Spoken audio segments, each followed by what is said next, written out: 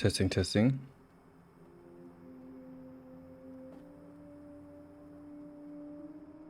Okay.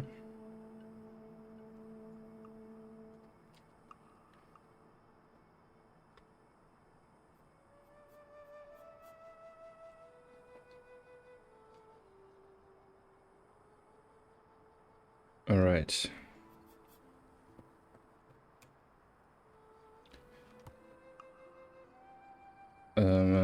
Let me rebuild this. So yesterday I added bridges all over the world.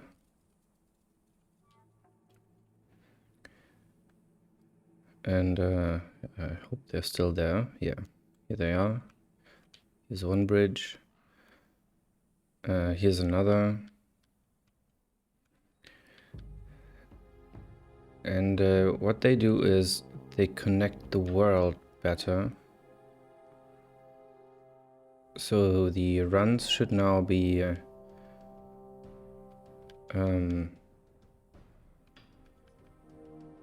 what's the word? There should be now better variety of runs. Even though that was quite okay, that wasn't a problem, but it's better now. And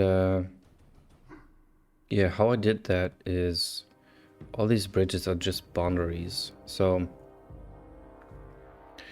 they will collapse if the path is not taking that route.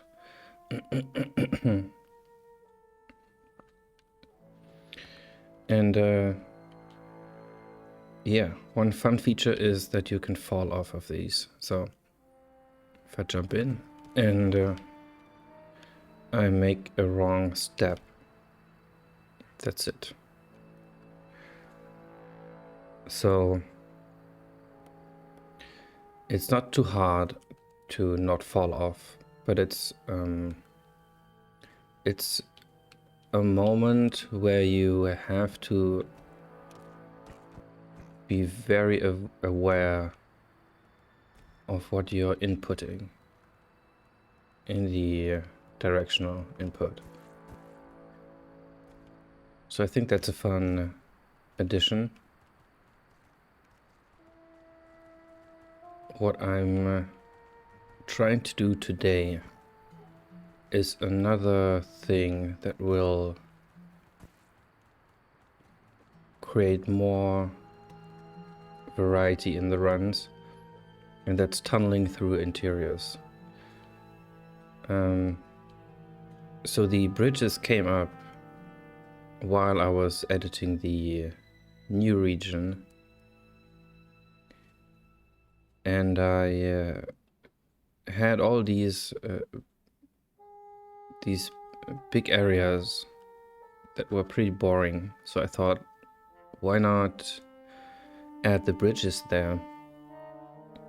And then I thought, why not add the bridges in the current region and then just take them over to the next, which is, I mean, it would have been cool to only have the bridges in the second region, in the coastal region, but I'll think of something else that's exclusive to the regions.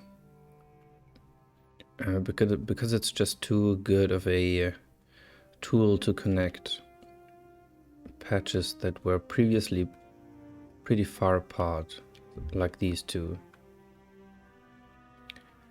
And yeah, they help the run generator in finding every single last patch in the region. So yeah, back to tunneling. So another idea from Squint, which is having I mean, I'm not sure if Squint suggested exactly that. Don't remember, but the idea is that I have this entrance, which leads into this dungeon, and it's a cul-de-sac. So you have to go out where you came in. But what if I exit the dungeon here, make a plateau, and have basically two entrances, which the path can then choose as the way forward. So this practically leads the path underground. With this small kind of a dungeon, it's okay. It's still fun. Not sure what the Highlands marker's doing here.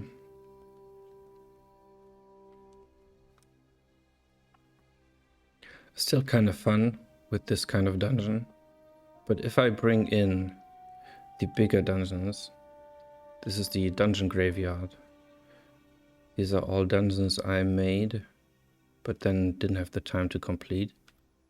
So imagine coming in to this dungeon, and then imagine this connected,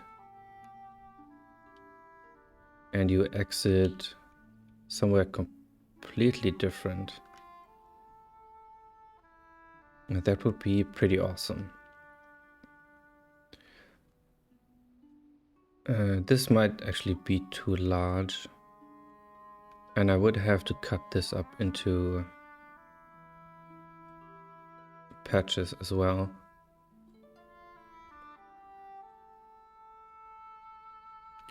But yeah, that would be a much bigger undertaking. But this is another large dungeon,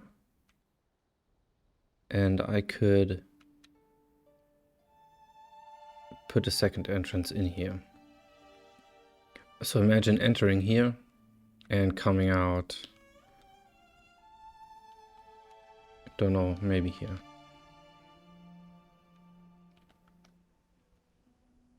And the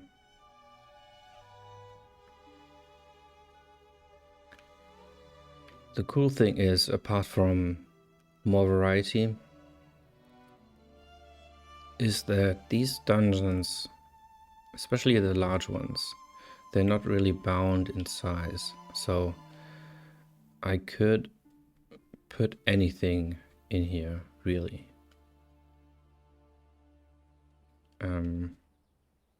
Could be, what I'm eyeing is some sort of encounter that is limited to this area.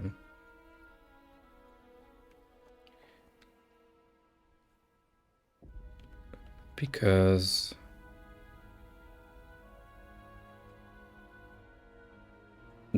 that's the only thing I can reasonably validate as being good.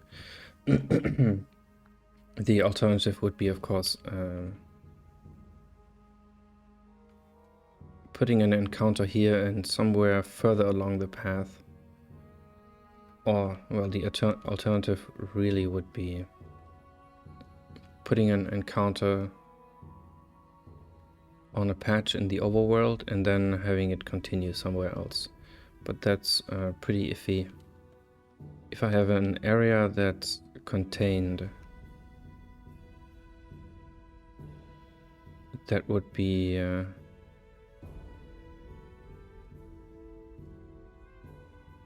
much better. For now, at least.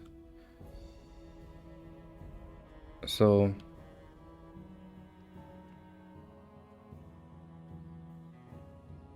how is this going to work?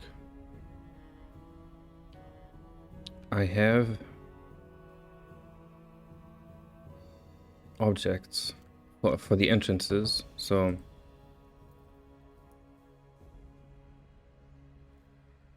okay, great. Yeah, here's one. This is an entrance, just a typical entrance, but I also have passages which do exactly the same thing right now, but they lead into the puzzle rooms. There was a reason why they are different. I wanted to make them, oh, I think they actually are different in that they take on the ground color. Yeah, they're a bit harder to see.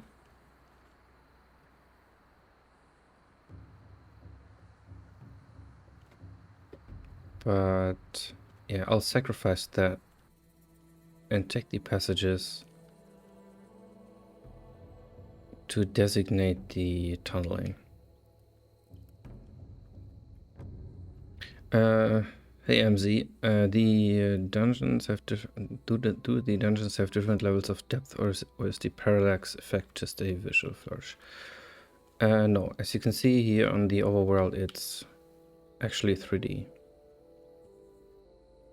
can easier see it here. And in the underground, it's 3D as well, but not as pronounced.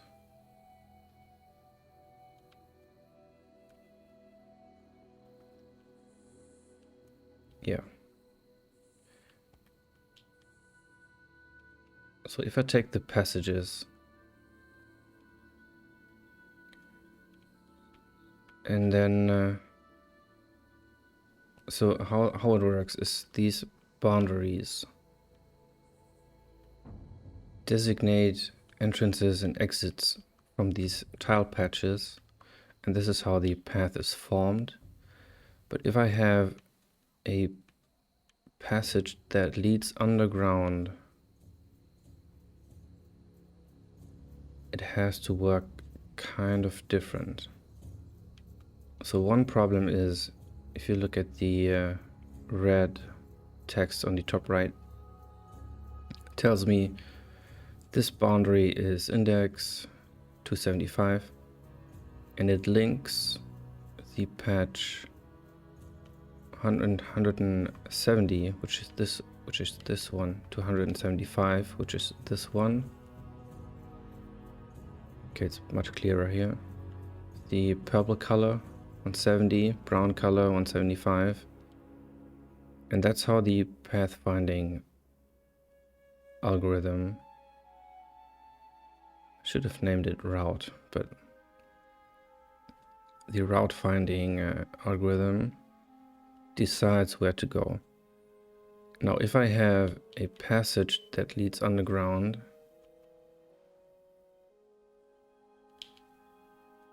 the whole dungeon basically becomes a boundary between the patch that has its entrance and the patch that has its exit.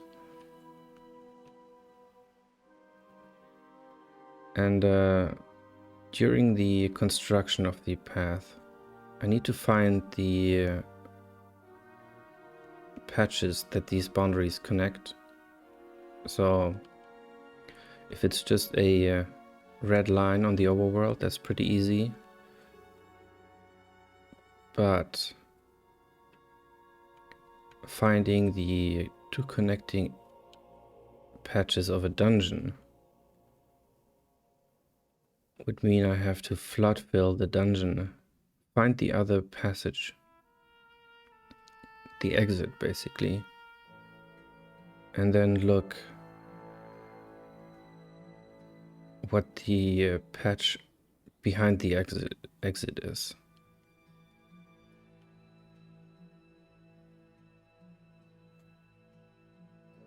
Which is, yeah, it's pretty messy. I'm not sure if I can do this easier.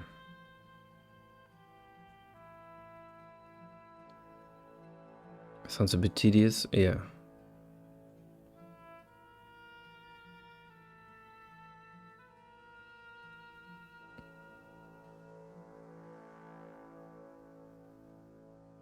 But what if the dungeon is a tile patch itself?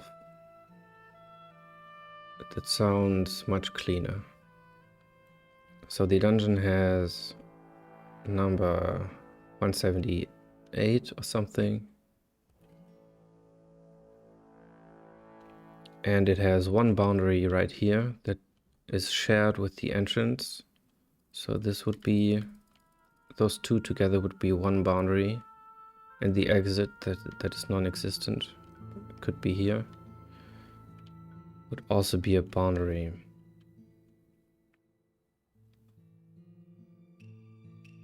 That would be much cleaner.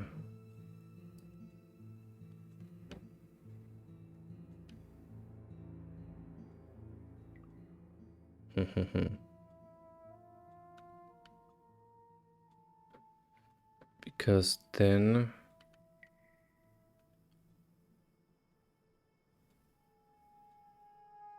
wait, didn't I? No, the boundaries are all on the overworld.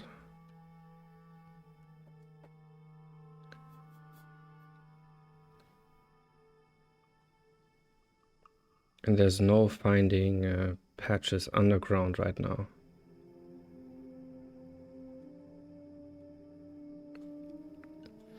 So the two parallel gray lines are like the stairs entrances? Yeah, exactly.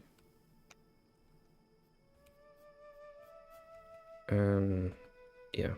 If I jump in, then I can enter and exit with these.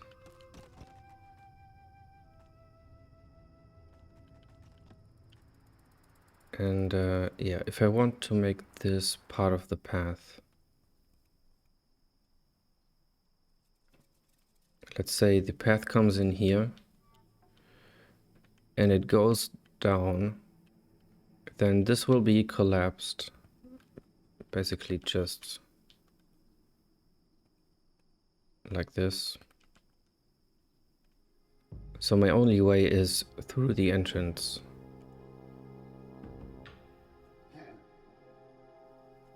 So this would mean that this patch needs a boundary here, which it can pick, because the algorithm, when it comes in here, it just picks a random exit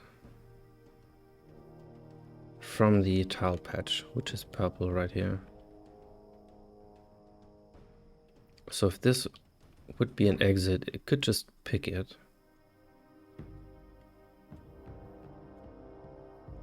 And then I have pathfinding tests. So this would need a patch marker. So this is completely gray because it's not a patch. It's not registered at all. So I would need that. Yes, Gwent.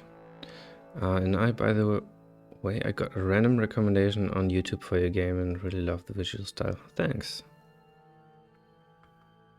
Thank you.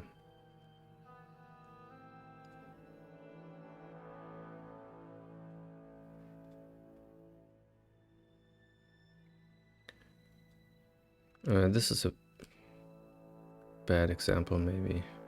Yeah, let's just take a hut. Yes, Quint, I'm looking at making the path run through buildings and dungeons. And I'm yeah, going over the options.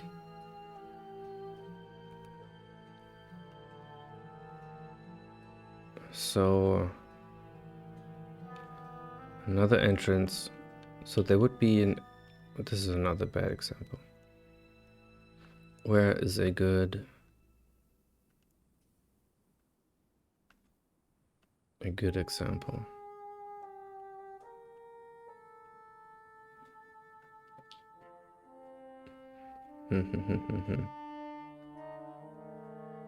It's kind of I mean, they're all out of the way because there's no tunneling right now.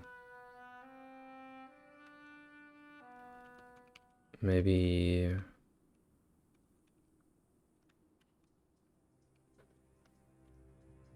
this one was not a good example.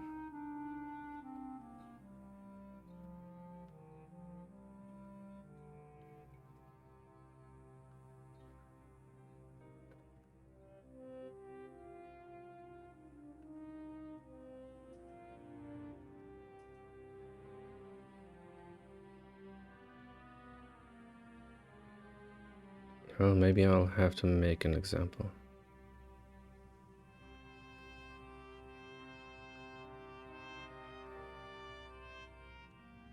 I'm looking for a hut that... Oh, here's one. This is a good example. So this hut... Well, kind of a good example, but whatever. Let's imagine there's a boundary right here. So if you go in from this side into the hut and out this, you're basically jumping from one patch to the other.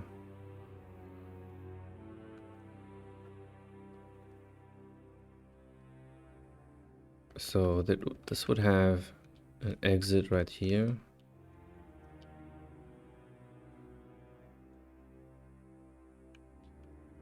And yeah, it would need to be registered as a patch.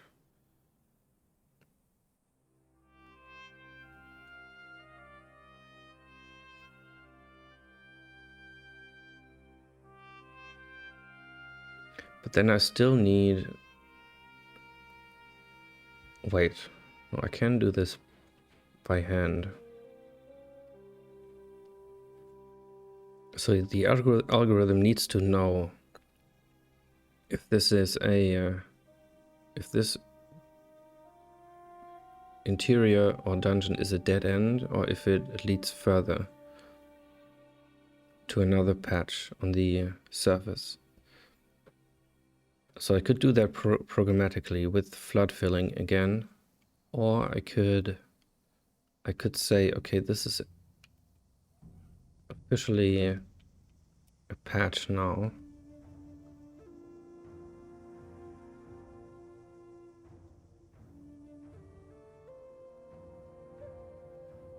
And this patch then gets this boundary and this boundary.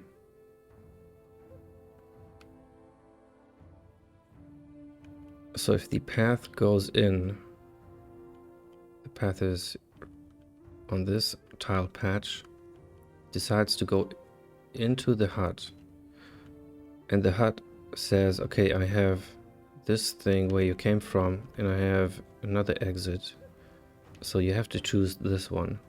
Then the path follows it and lands here. So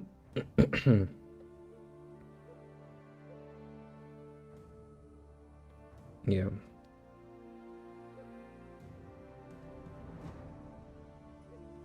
That would work.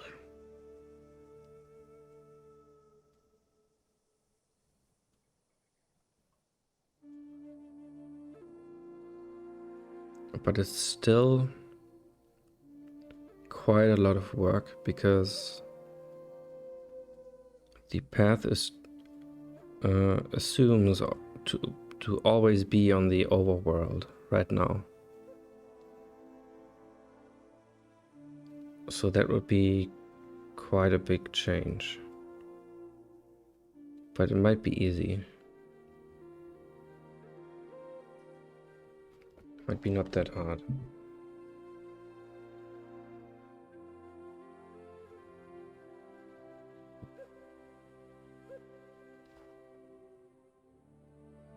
But what this gives, treating the interiors as patches, is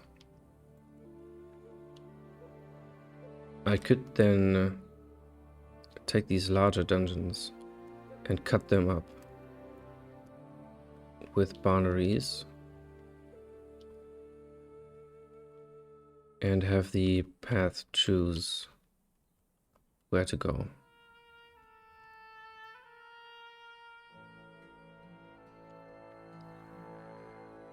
So it could lead you through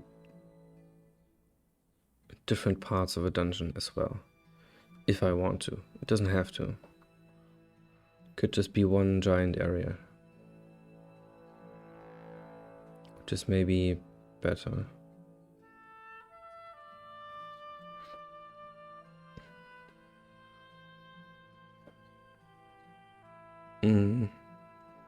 That would be interesting.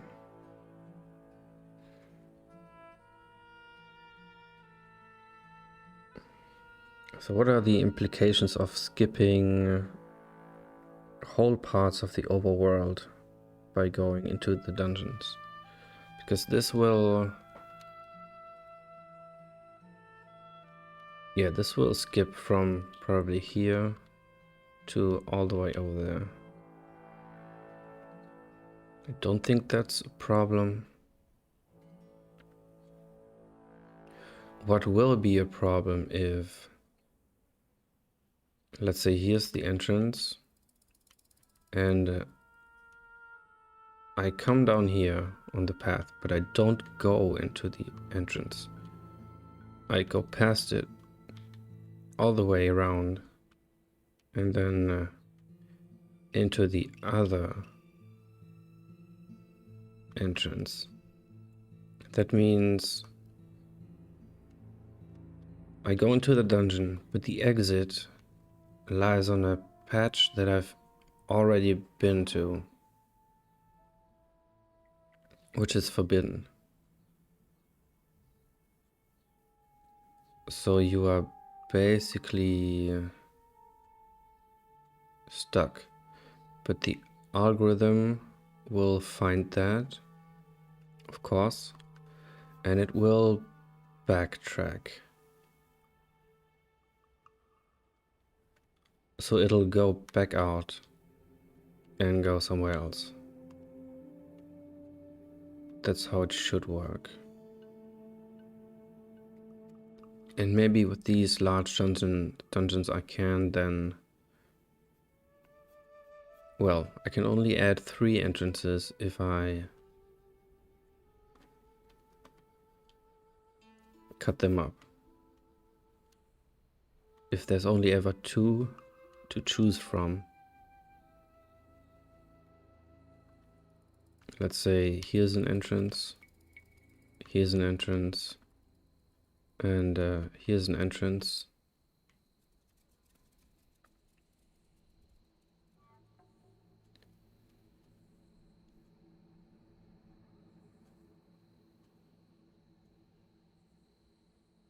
If I let the path algorithm run here,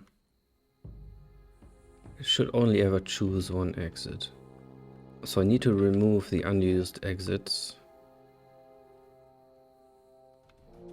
because if I come in here, go over here, and here's the exit, but the algorithm says, hey, this is the way to go to this exit.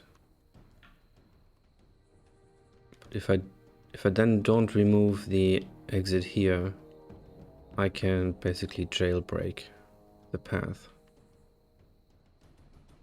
which is bad. So 3 exits is possible, but only with chopping up the path. Or is it? Actually, I don't think I need to chop it up. If I close this exit, then that would be good enough.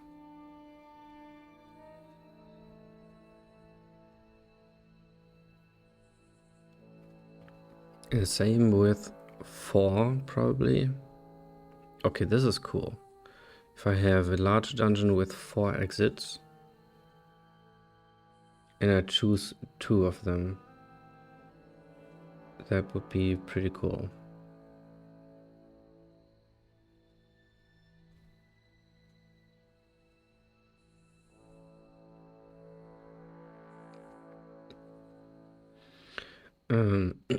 Are all exits closed by default? And the algorithm opens them? No, it's the other way around. They are all open. Or these, if you're talking about these dungeon exits, they don't really exist right now. So I'm thinking about them. But generally in the game, everything's open, but the algorithm closes everything up. That's why I can run around in the editor mode in the whole world. So there's no nothing stopping me. Basically, open world game. But in the dungeons, it would be the same.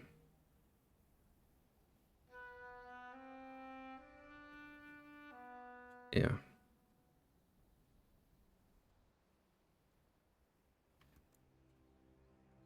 If you make them closed by default, upon generation, jailbreaking a dungeon wouldn't be a problem.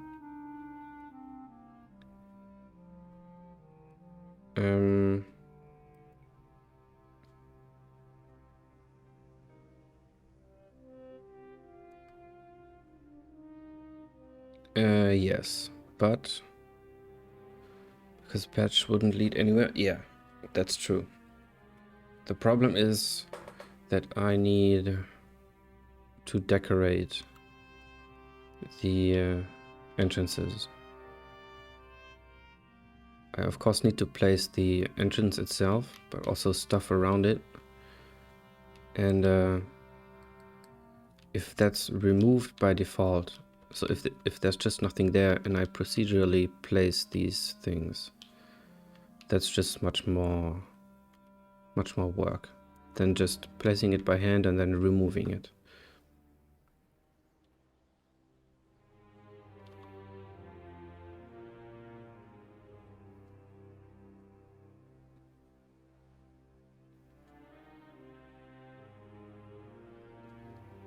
Yeah, and I also, not sure if you've seen the short, but or if you've seen it right now, but I've added bridges.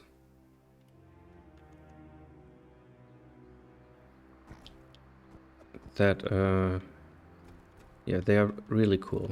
I like them a lot. You saw it? Oh, cool. And yeah, you can fall off. which I thought is funny. But it's, you really have to fumble to fall off of them. Or just forget that that's a thing. But yeah, if you do one wrong input here in direction, then that's GG's. But it's pretty easy if you're careful a little bit.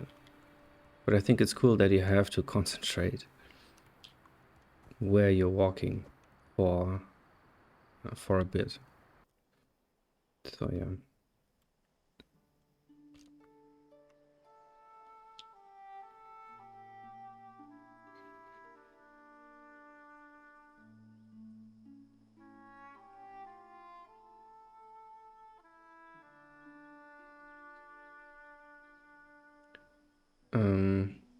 Can you drop onto lower levels or do you die to the fall? Yeah, right now you always die. Because that would be another jailbreak. If you could jump off bridges. Because I can imagine that would cause pathing. Yeah.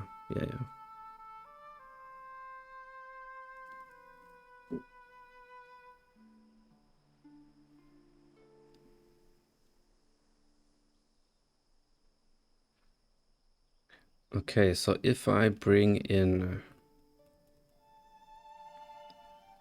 the underground into this patch network,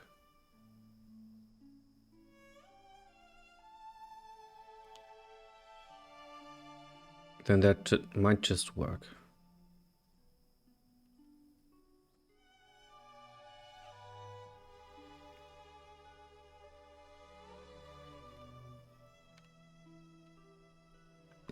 And I think I had that at one point. But it might have been the old version of this algorithm.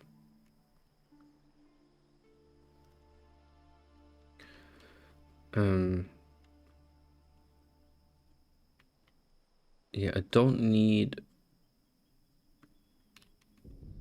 dead ends in the path. I only need the larger dungeons and those that lead somewhere else. So like maybe like this one. It has an exit and entrance right here.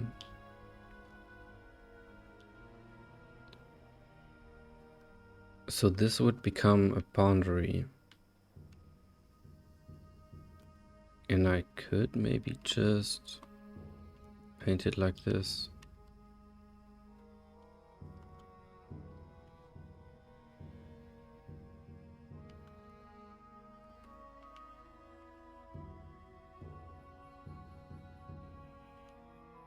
Probably. So that would be super clear. If this was... This is the closed state.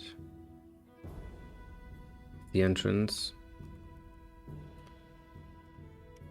And this is the open state.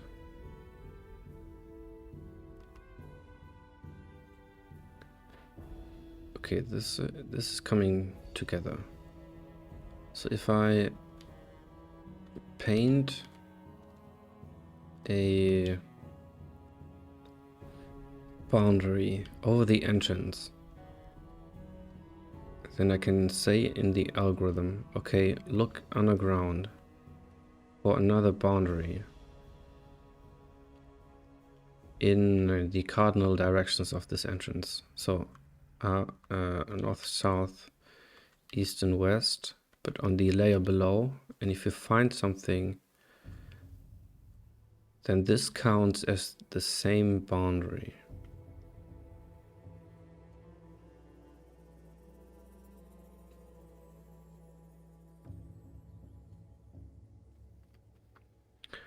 Did you build your dev tools yourself, by the way? This editor? Yeah.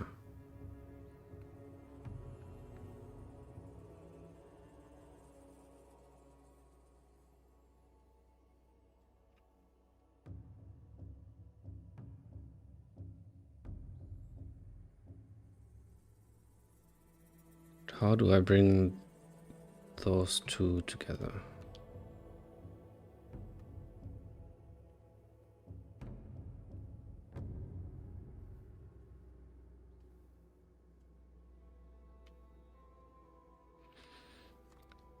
It's all in C and OpenGL, I think. Yep.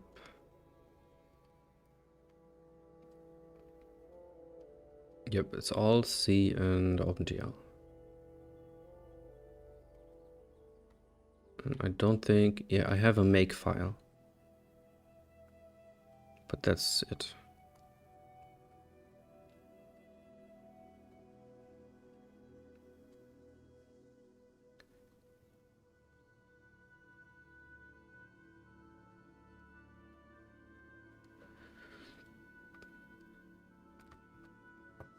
How do I bring these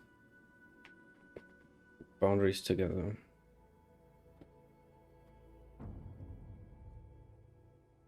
Would be much easier if they weren't offset by 1.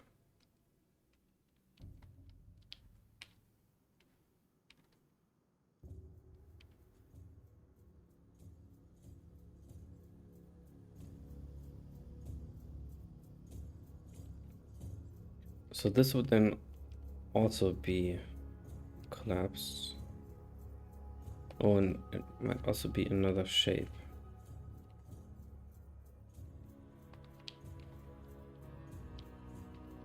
Yeah, there could be different shapes. But they should still... Yeah, they have to touch at one location at least.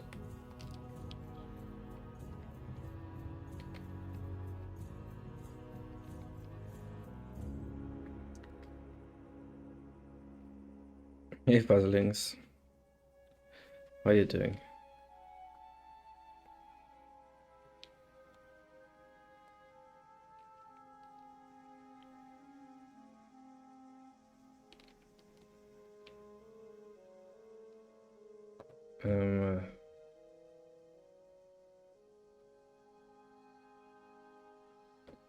Let me look at the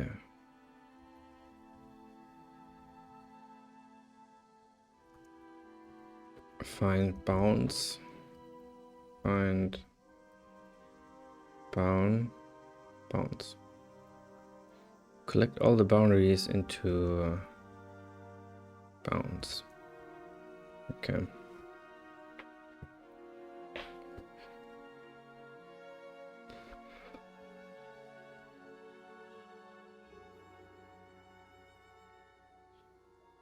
The two stairs point to each other in some way. Does that help?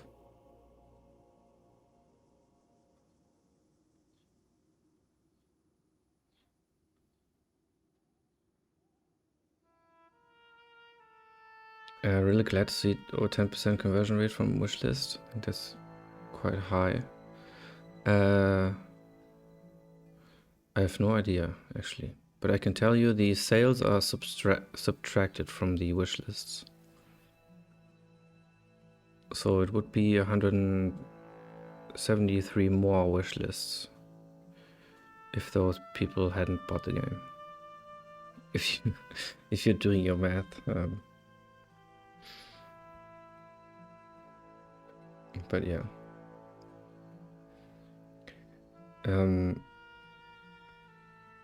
Two stairs point to each other in some way. Does that help? They are adjacent, so yeah, that definitely helps.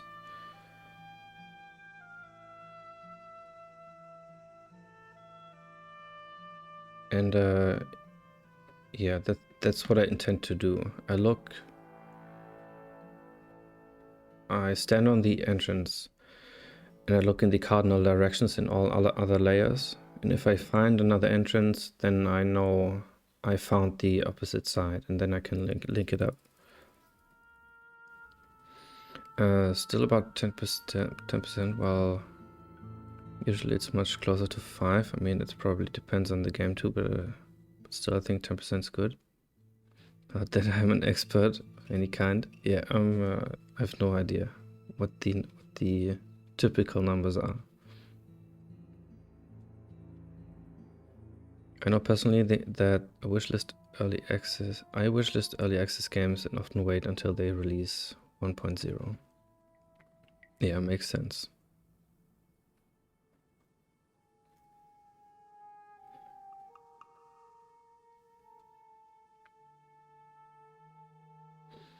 So it goes. Yeah, this is only layer 2,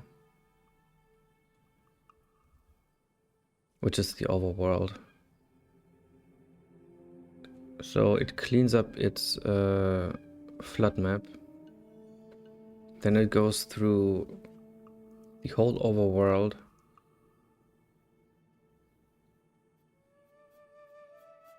And what is WR?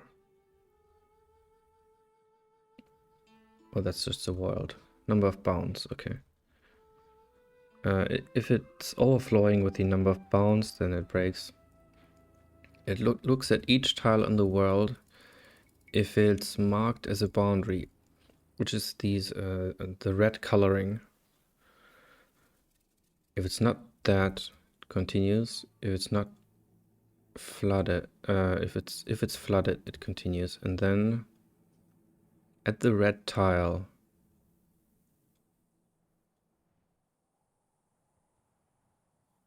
yeah, get a new boundary of the boundary list.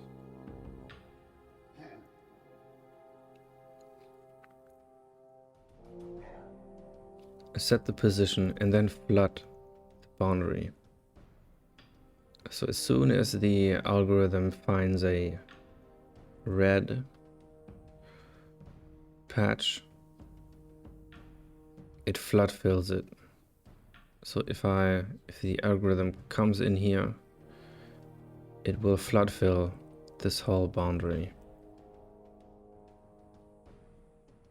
And what will it do?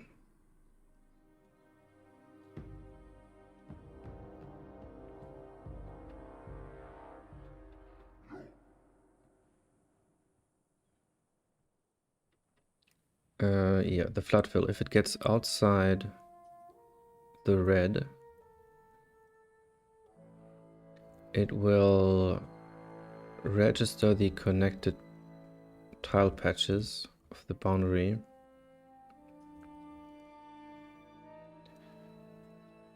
Jesus, what is going on? Oh yeah, and then it writes, if it's still inside the boundary, it writes in the flood map. And then it continues. If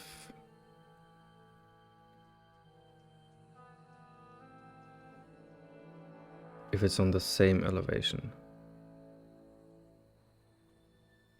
And it does not register boundaries with stairs on them. Or steps, yeah. That's steps, not stairs.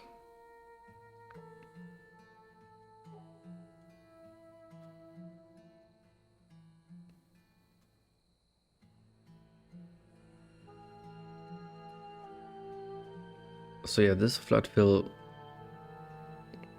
should probably look underground.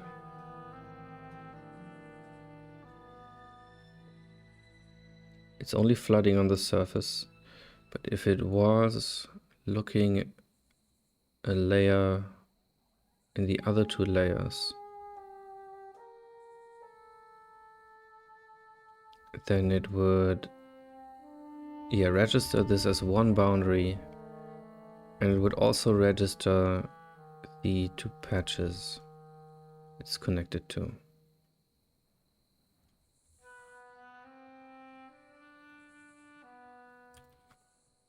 Now the question is, can I put these red boundary flags on every single entrance?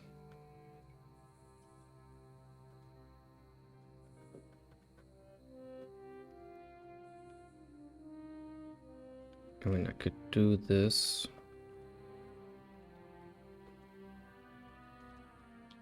But maybe it's enough if I...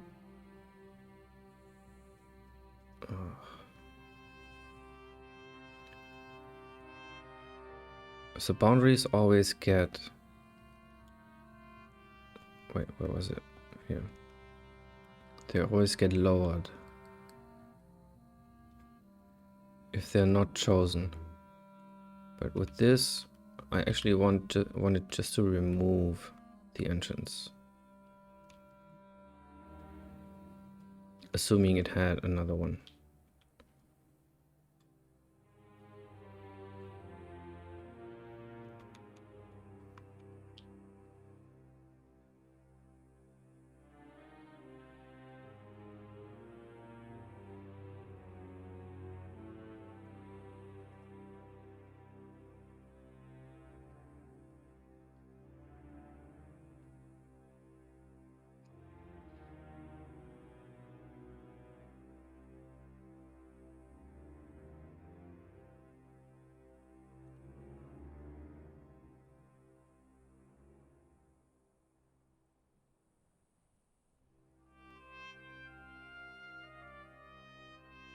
Can I come out somewhere? Here? Maybe there.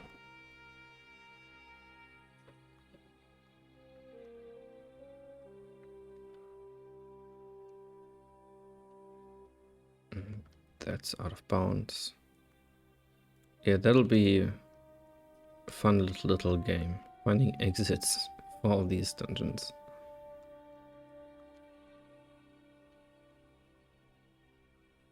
Maybe here. Also bad. You could also just leave any given building as an enterable dead end if it can't easily be included as part of the path. Yeah. I will only maybe about a half of the dungeons and interiors I'll convert to pass-throughs. Yeah, because it would be stupid to just throw away one mode of play, which is going into interiors and going out again. So it'll be a mix.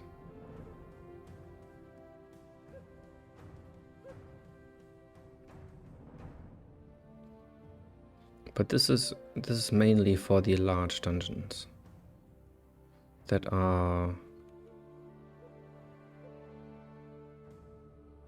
yeah, they don't work as well as dead ends because they're just so large. It's a bit annoying backtracking all the way.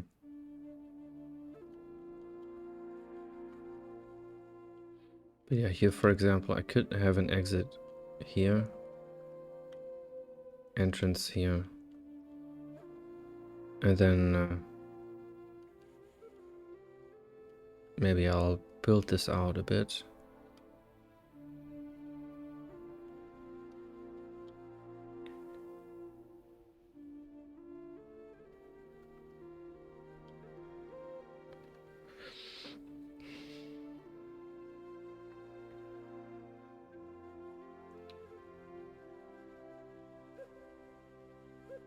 Yeah, so I might need a type of the boundary. And that is either it has it has steps, or it has an entrance, or it has neither. That way I could say, okay, if this is a entrance boundary,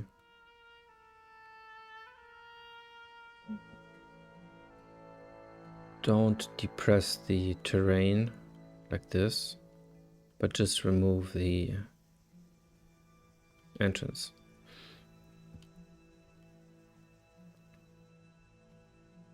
And same down here. So that could work. Now the question is, how do I start this? And how do I test this without going insane?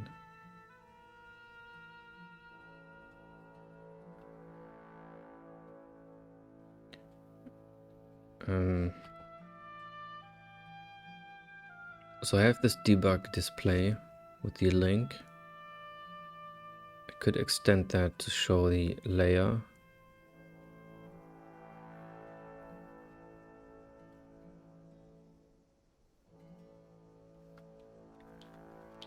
And yeah, first of all, I will have to bring the underground into the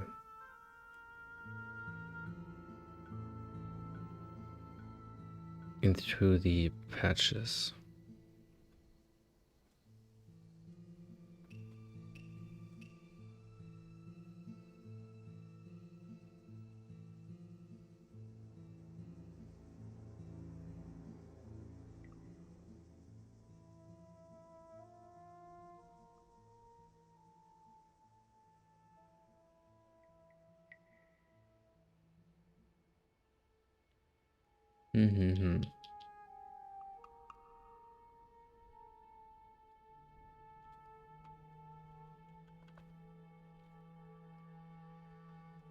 Okay, let's close this and not save, because I've been changing stuff. Okay, can flood patch, find patches. Okay, it actually goes underground. Find all patches, and this goes through all layers.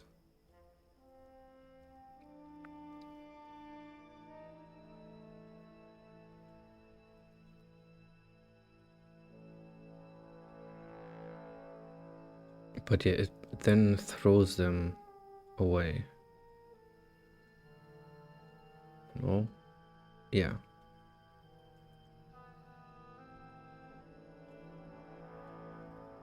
Yeah. If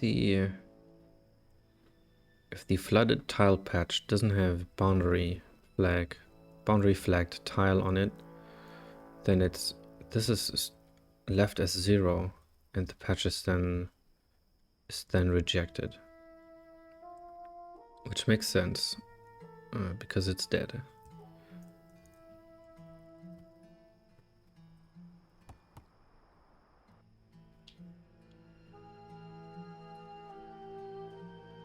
And the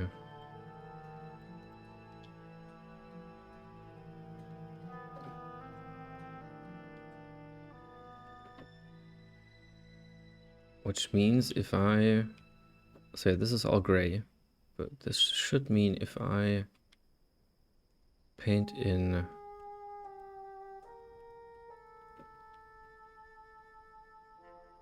of course not visible because everything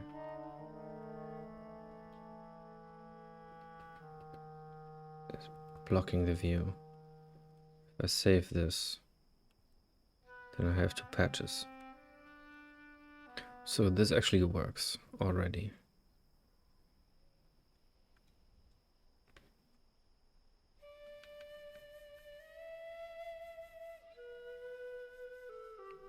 Oh, and this can also be a jailbreak. It isn't because this is all the same patch, but these 2 hidden walls here connect the rooms.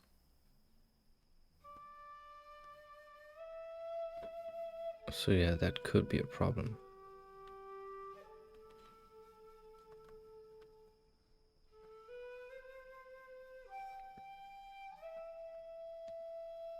Hidden walls? Yeah.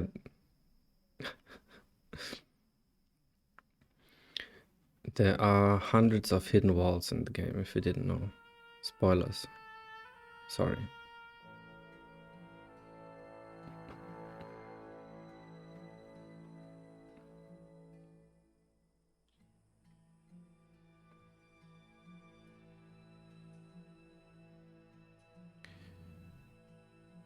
Well, not hundreds, but 100. About 100.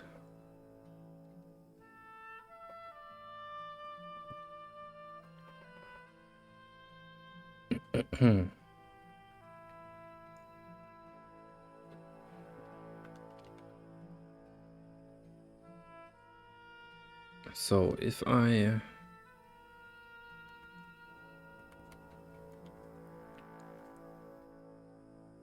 place boundaries,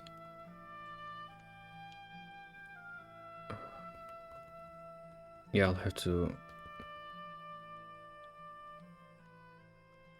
think this through or screw up all my code.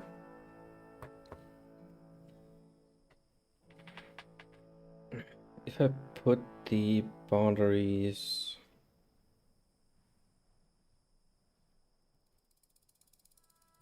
so right now interiors don't have boundaries, which means they are always open.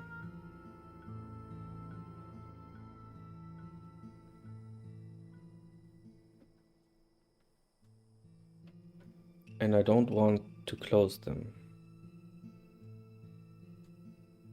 That means I only want boundaries for the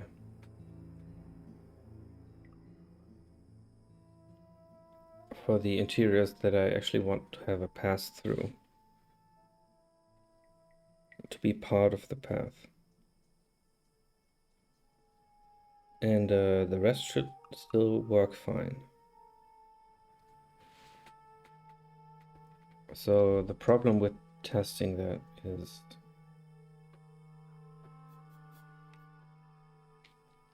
I would have to encounter this on a run.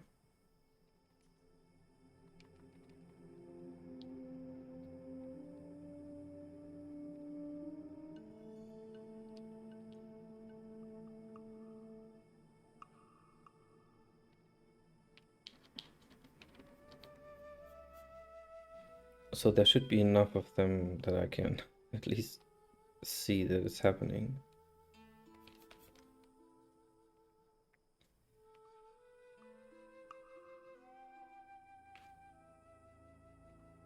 Could you make a test map quickly?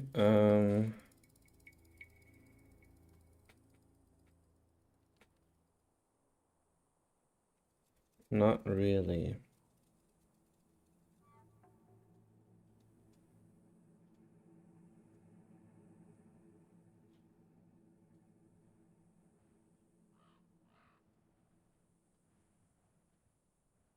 But that would be a good idea for the future.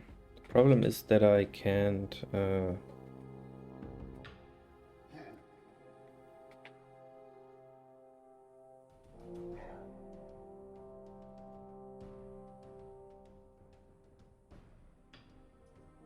Can I?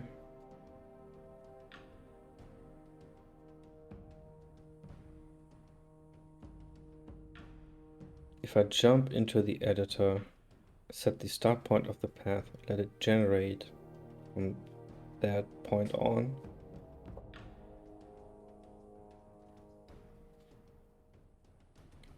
That would work. Of course, it might still go into the opposite direction, but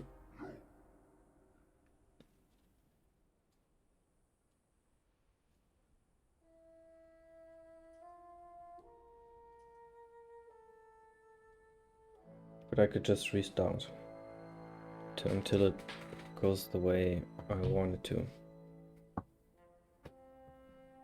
Let me see the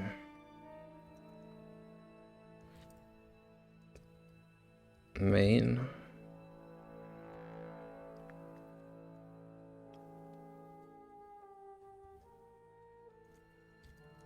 What does the editor do?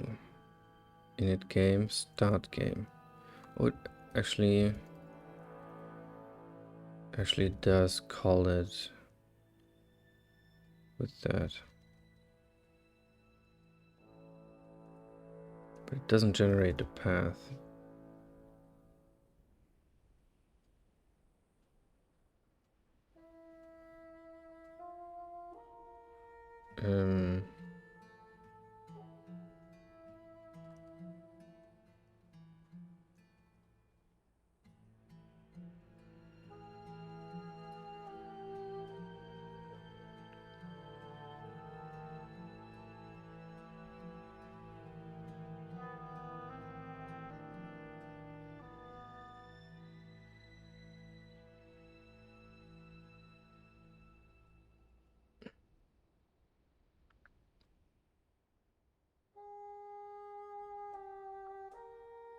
Yeah, that's all a bit...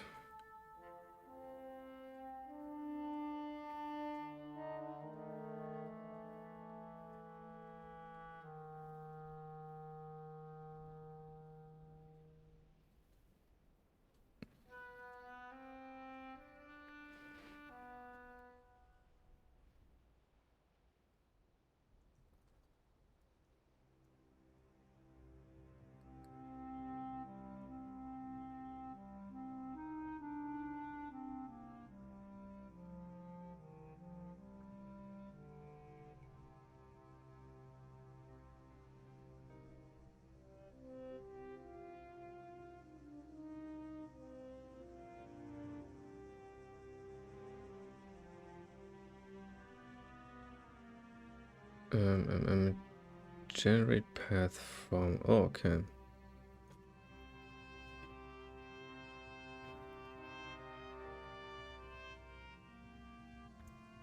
Could I do this?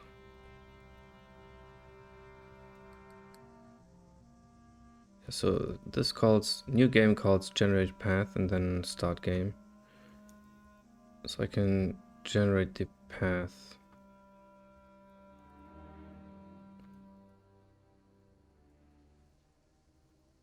Myself, maybe.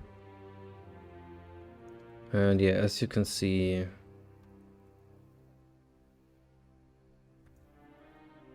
it's a... It doesn't use a layer. So that's only meant for the overworld, which I'll have to change.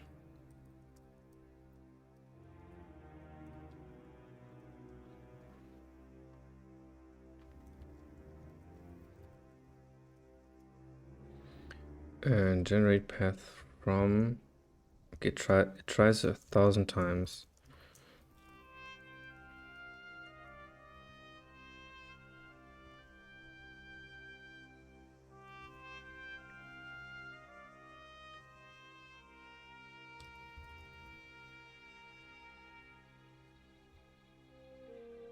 So if it fails, then don't jump into the game.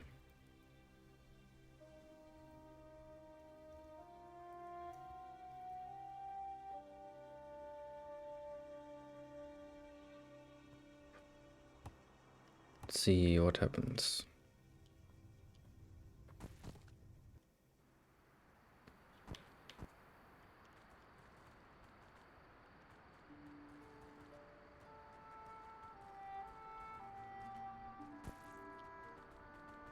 Yeah, that looks like a path. That's pretty cool.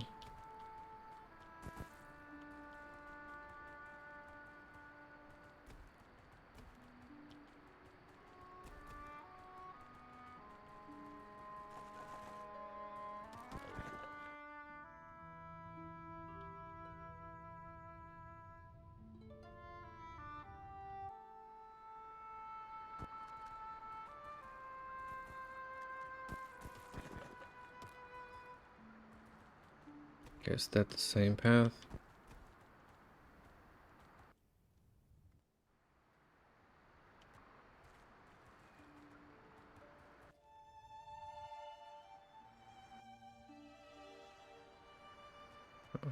Nope. Takes other paths as well.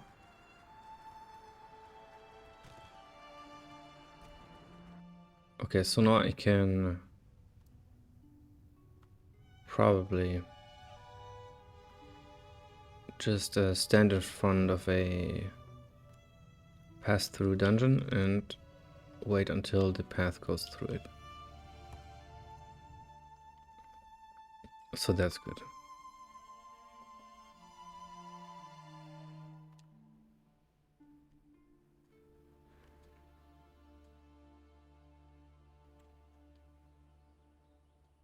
Okay, let's see. Goes in here and then maybe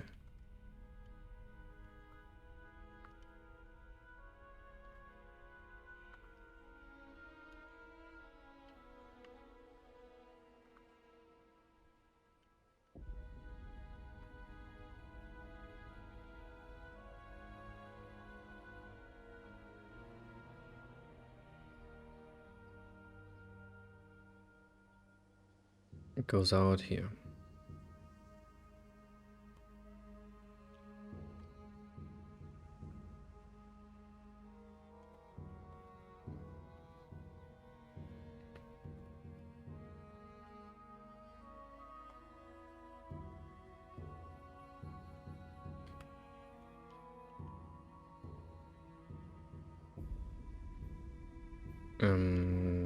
This is a bit bad now.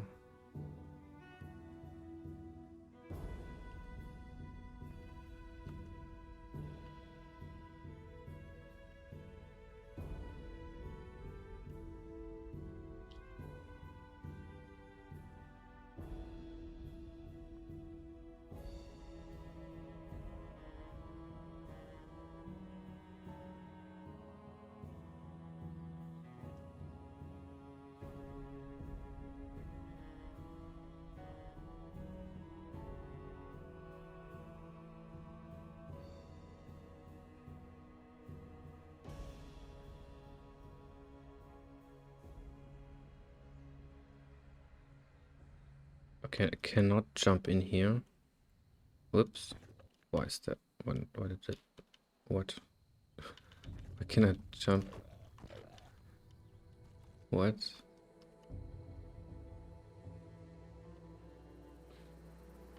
Oh, it's already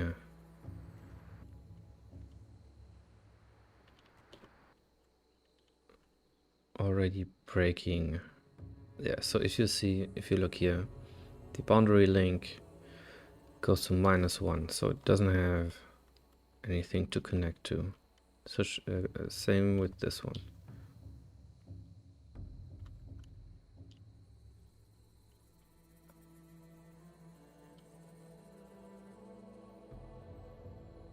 But now this should be, yeah, this is now a patch, but still -1.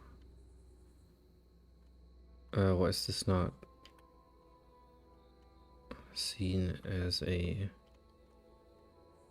boundary?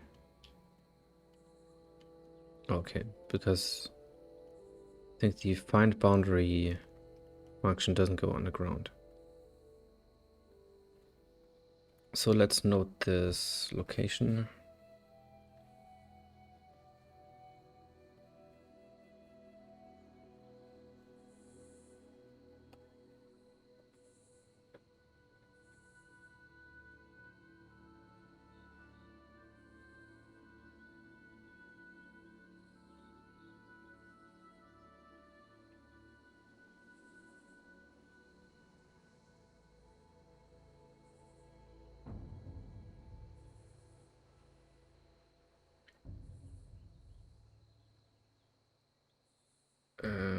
Whoops.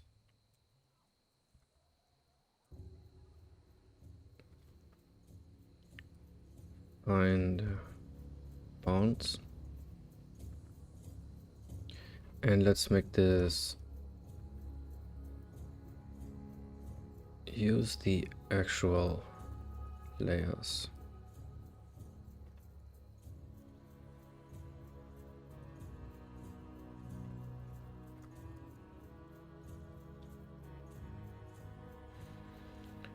And let's see what happens. It might explode.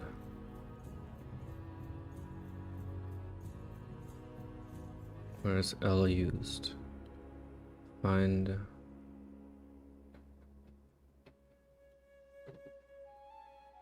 Oh, this is flood. Okay, stupid.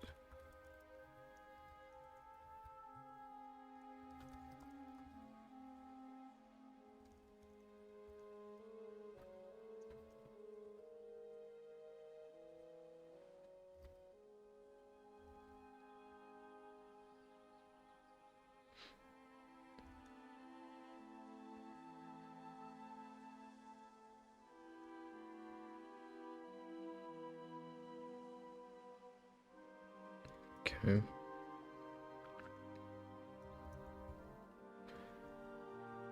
And I'm not sure if the boundary needs a layer. Probably.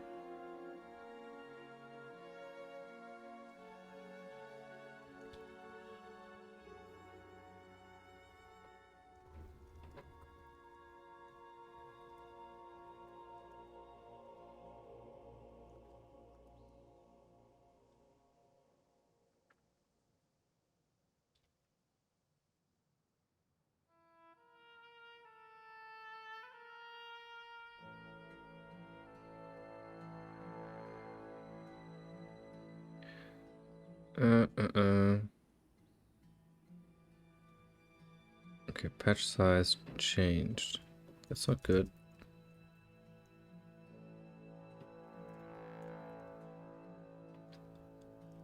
Why?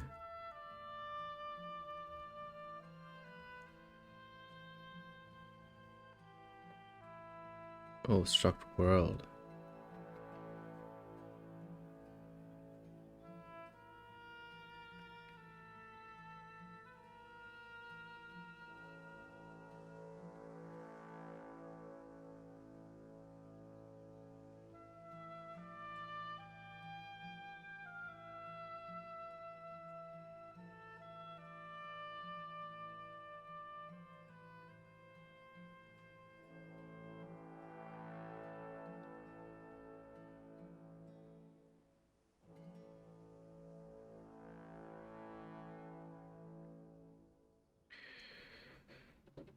Uh,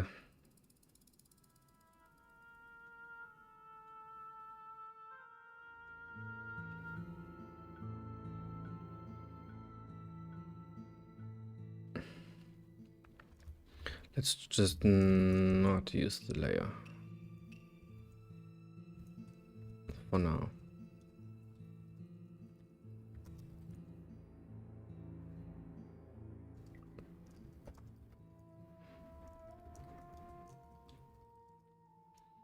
Because that, yeah, that destroys the save game integrity. So I'd have to obsolete all the save games. Which is fine, but I'd like to avoid it if possible. It's 1, 2, 3, 3, 375. Is it still there? Yeah. Okay.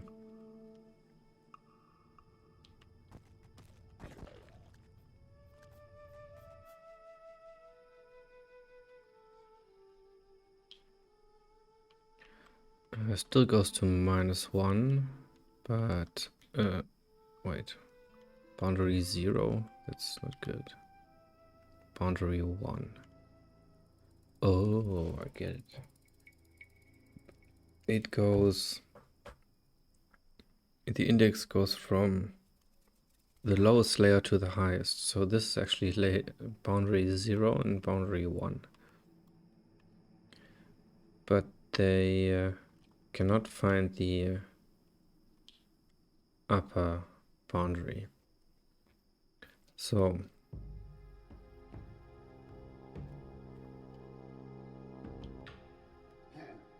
yeah, the others seem to work fine. So that's good.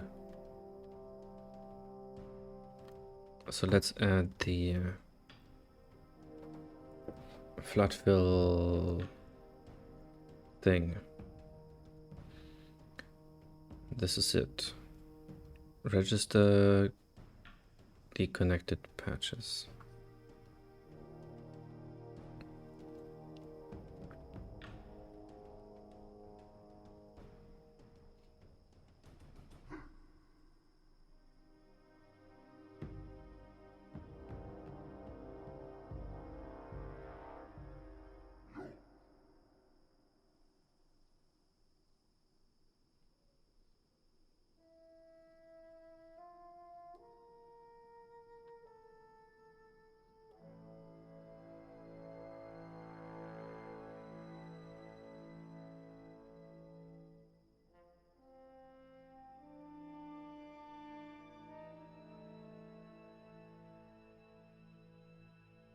So I cannot look when I'm on a boundary.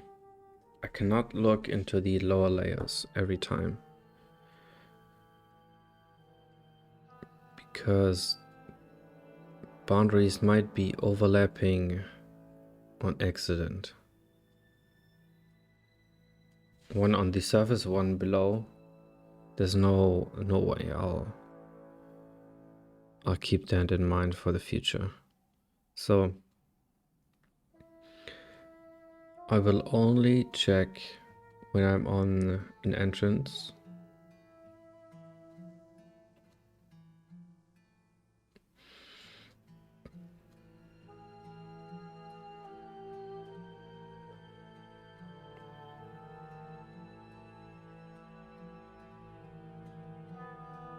And for that I think I need a new function.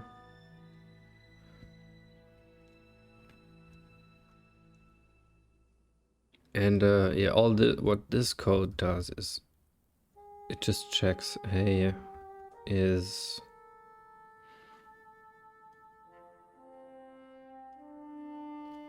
so each boundary has 2 slots where it can save a patch index, the adjacent patches, and that's just putting the index in there.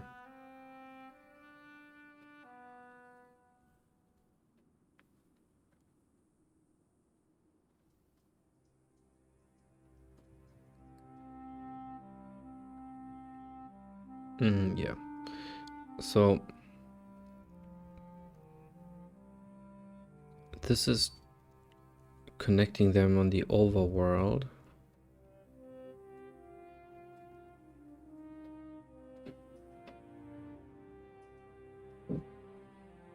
I need another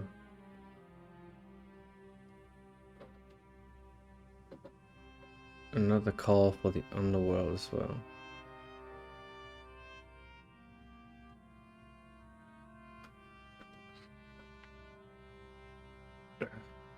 One second.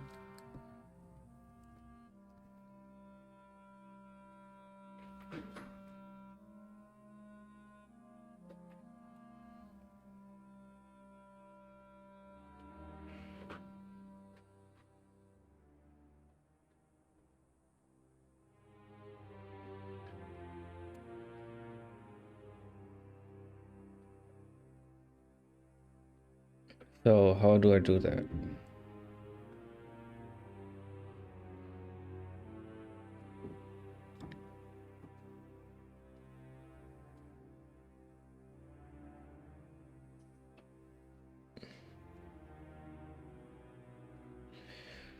In the most clean way, of course. So it comes in. Oops, this is flood filling the boundary. It looks at the tile. If it's outside, then it registers the patch. Actually, I could just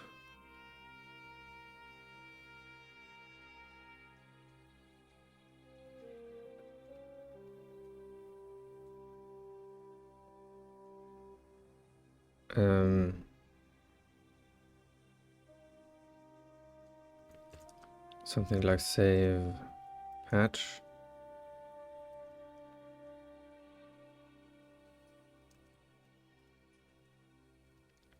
Something like that.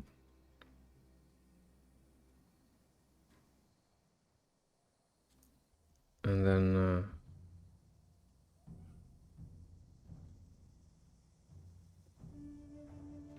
in this function I look at the lower layers first.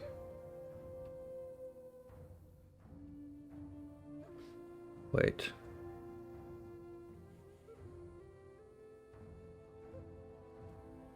Yeah, there's a problem. This elevation function.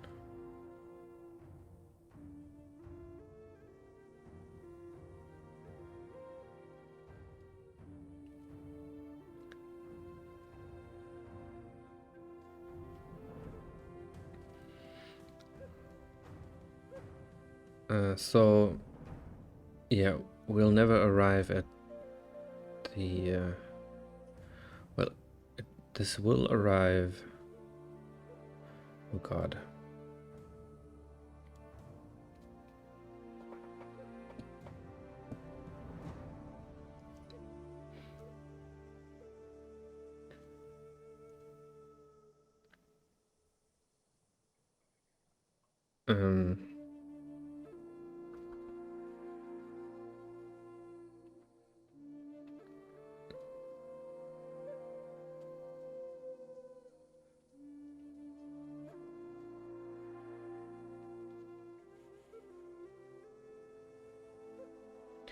So yeah, the problem is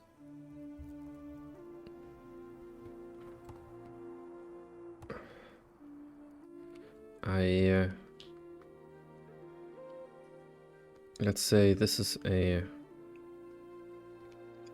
the boundary that I'm flooding.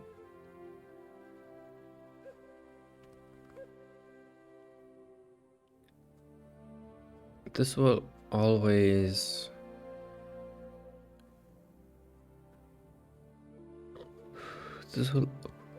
always give me the patch 62, but it will never give me this patch in here unless I add the code. Now,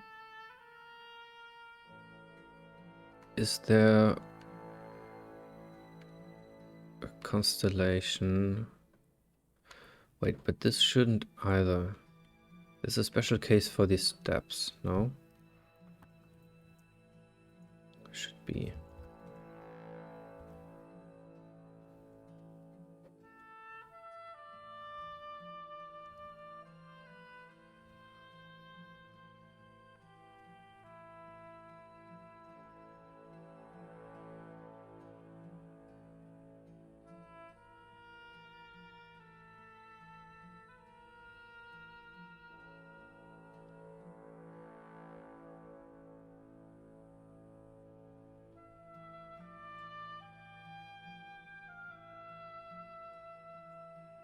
Oh, that's the... Oh god.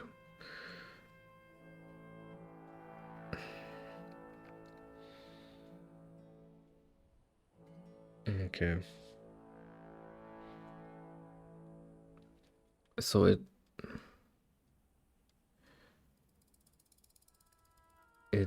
floods in cardinal directions, but it doesn't cross elevation boundaries. So it would stop here. It would not go down there and detect that this boundary is connected with the one below. Except when it's a step. If there's a step on here, then it ignores the elevation and looks down here. Finds the patch, connects 45 to 62. And then that's it.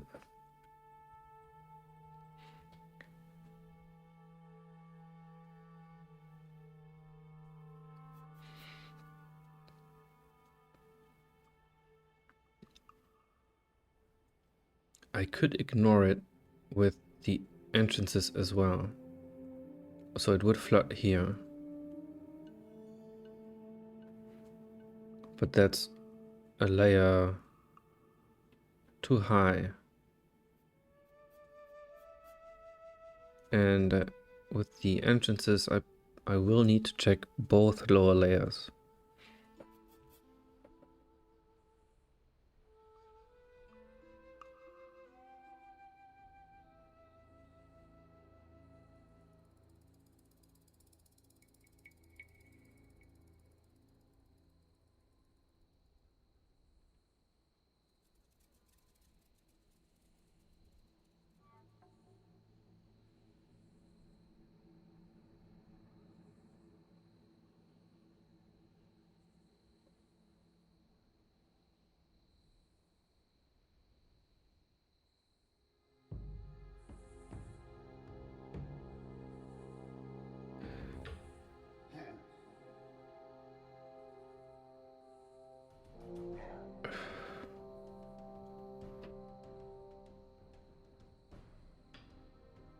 But yeah, I think that's what needs to happen.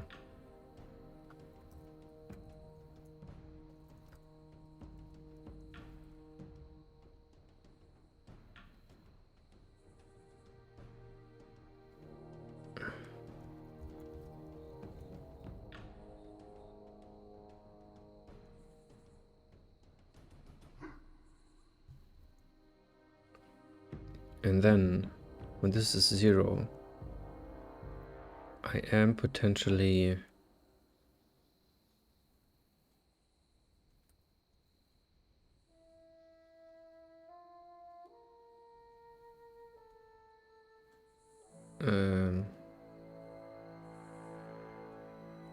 above the underground entrance. So if this is a entrance,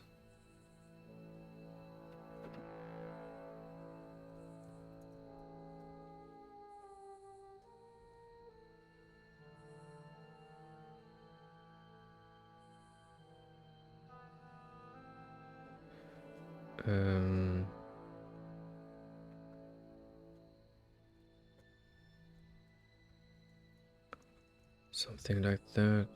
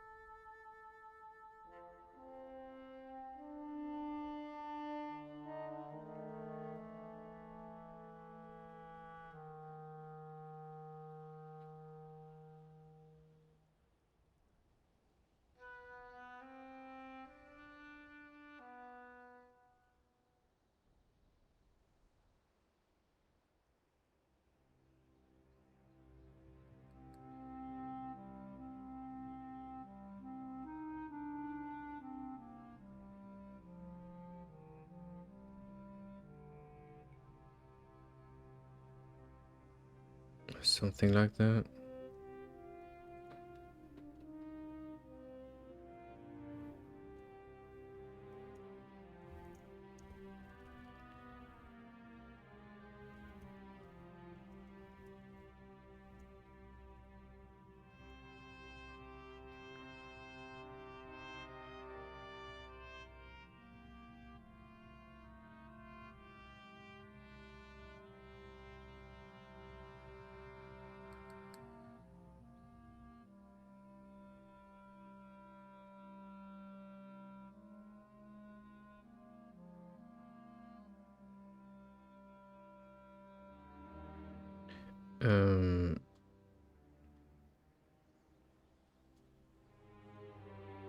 Yeah, that's not working.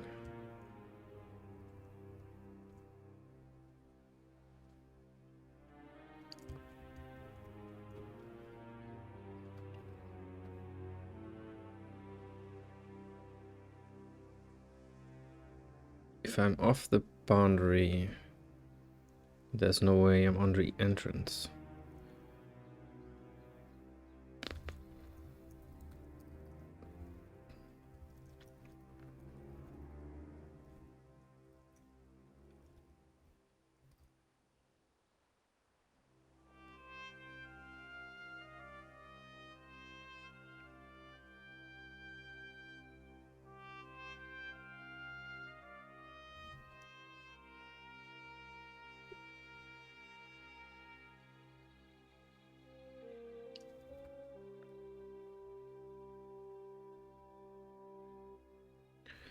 Find the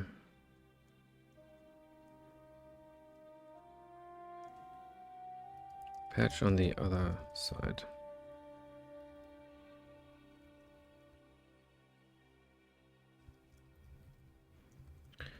Could the generation be handled on the top layer?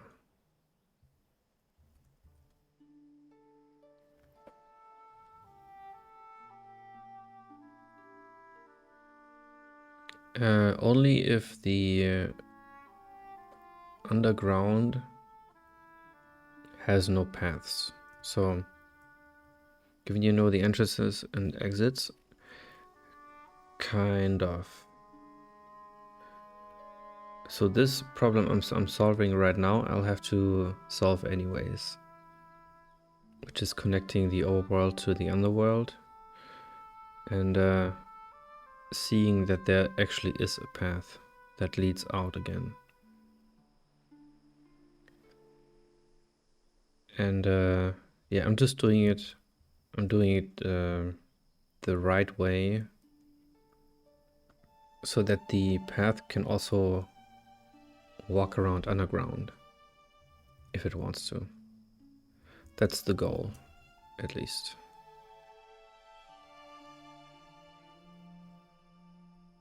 So I'm flood filling, I'm standing on the entrance. Then I call this function that doesn't exist, which finds the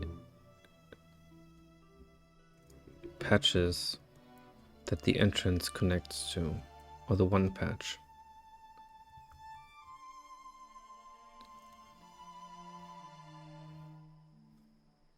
And then that should be it.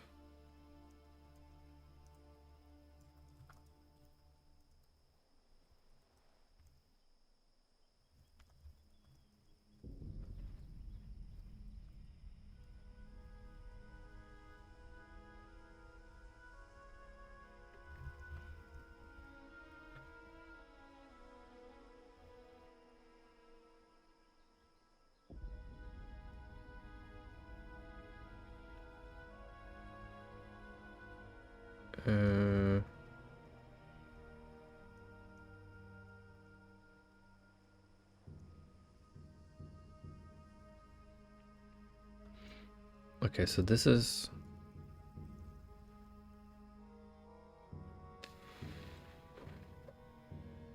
basically the same. I just need for I is 0, I is less than number of layers.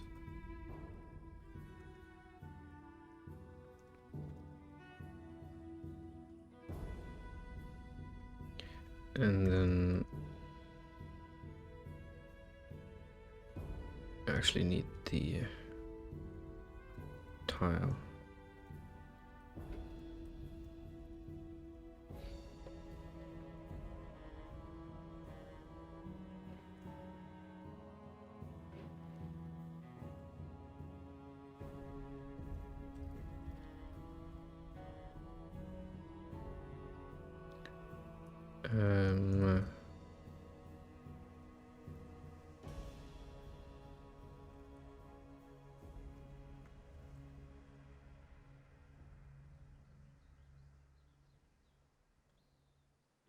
This is also not working. I need the cardinals first. Oh god.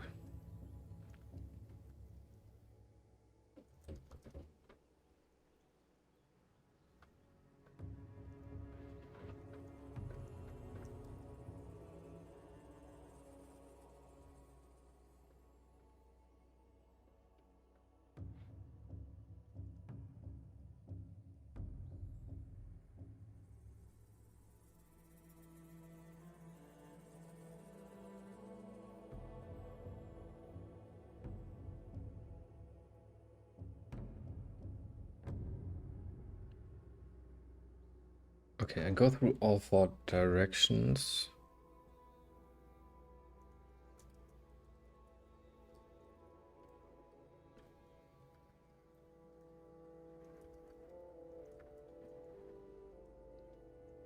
In all layers.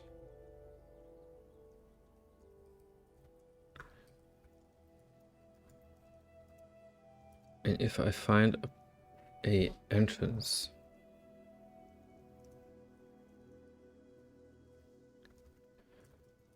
if k equals L, continue.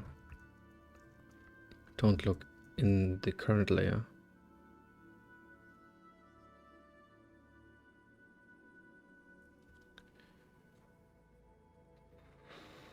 Okay, this is a bit tricky.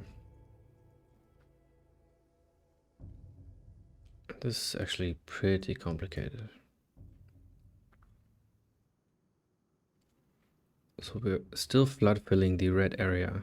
Now if I'm on a porch, if I find the porch while flood filling, then I call this function, which looks around the porch in all layers for its counterpart. And if it finds it,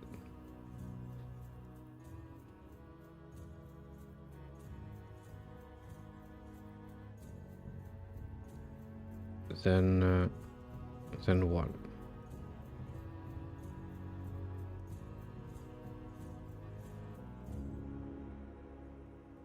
Then I call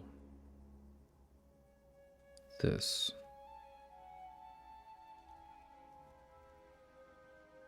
Yeah, I just call this function.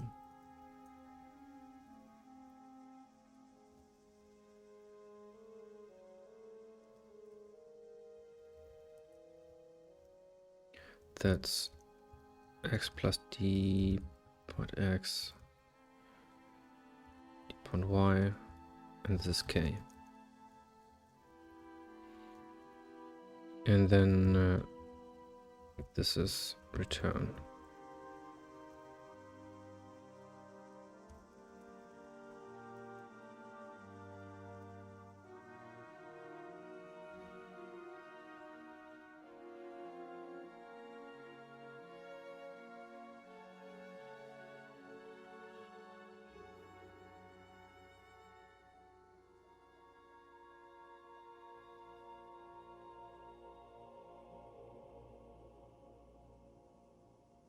This is a bit precarious, but so is a lot of this other code.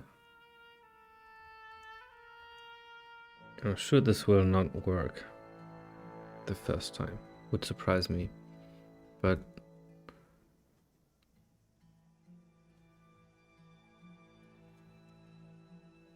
Should I return here?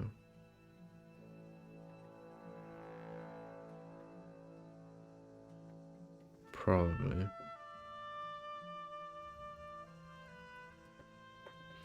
Probably.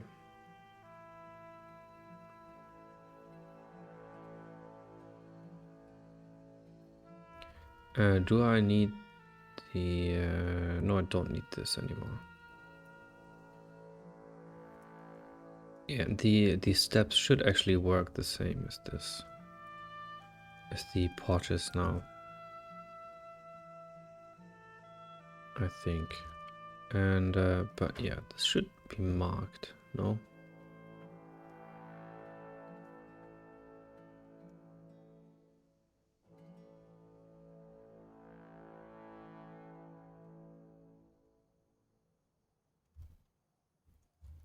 Yeah, this should maybe be down here.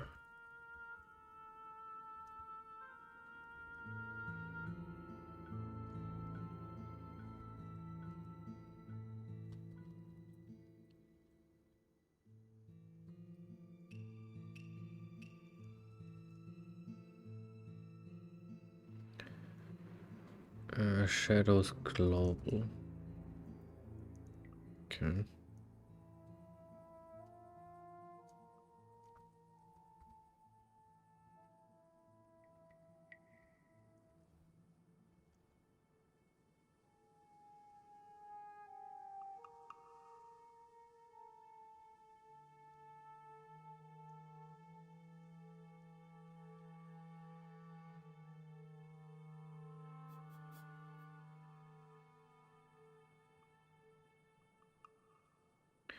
Where was that?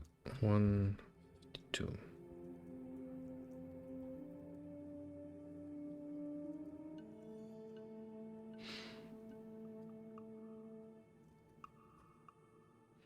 Let's see what happens.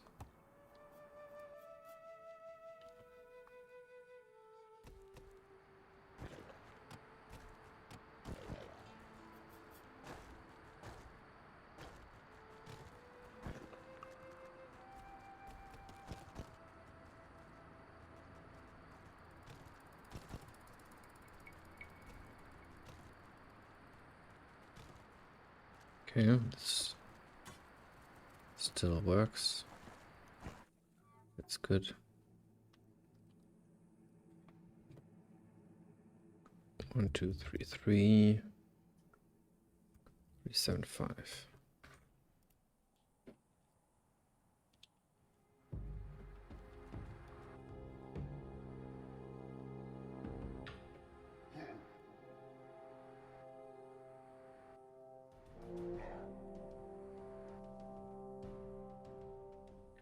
Okay, still at -1.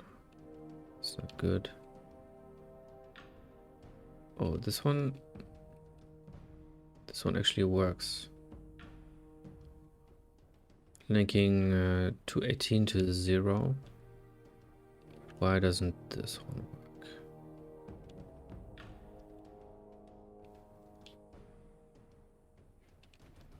Looks the same.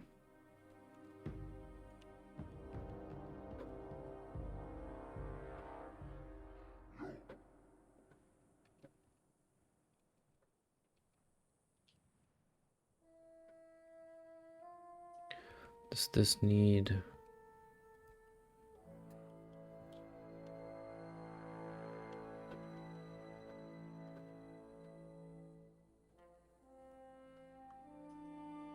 what? Let's put a marker down.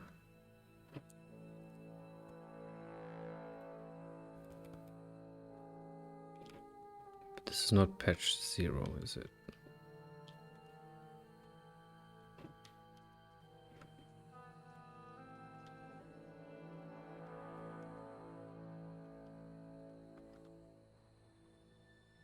Actually, yes. So it cannot connect to this one.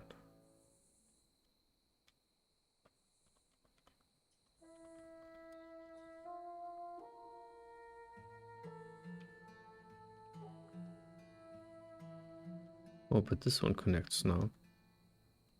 This one doesn't. This one connects. What is going on?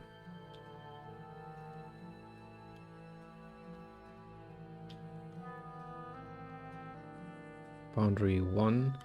Oh, but this is another boundary.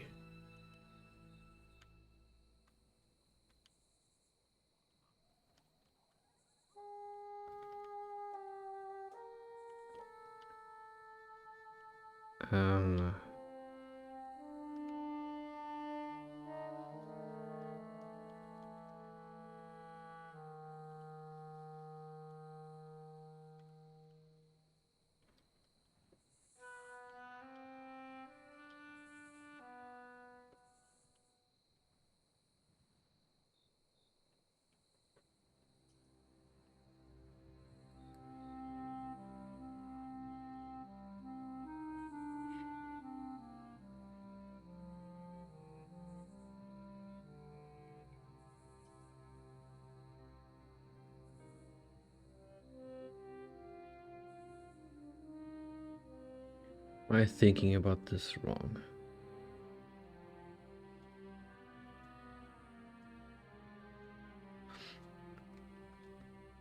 Could you call a function when the main path generation meets a stairway entrance?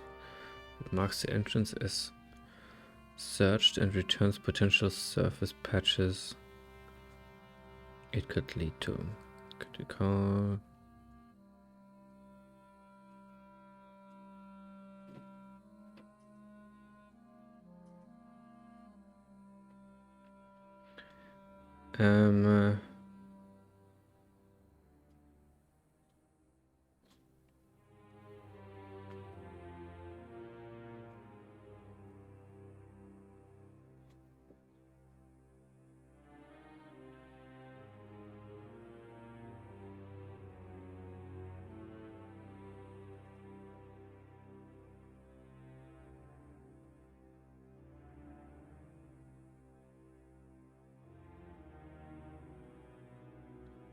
Not quite sure if I... Maybe the surface path generation doesn't need to include the dungeon or building, but instead is just informed about what options the structure presents and acts accordingly.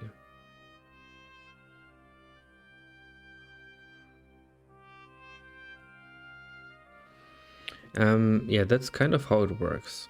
So what there are 3 steps to this algorithm. The first one is when the game boots up, it creates all these patches, just the colors. And it saves all of those. Then in a second pass, it finds all the boundaries and creates structures for those. So all the flood filling happens in the aggregation part of the algorithm. The actual path finding is then only on those abstract structures.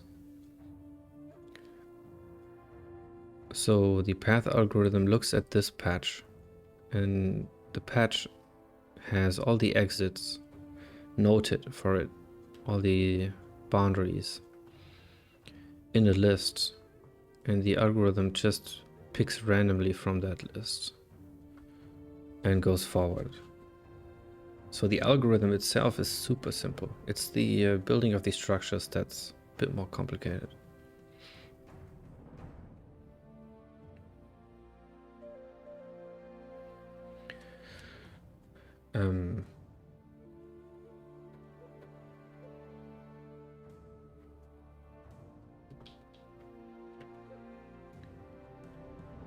So yeah, I mean, all I need is to connect the overworld to the underworld in one boundary.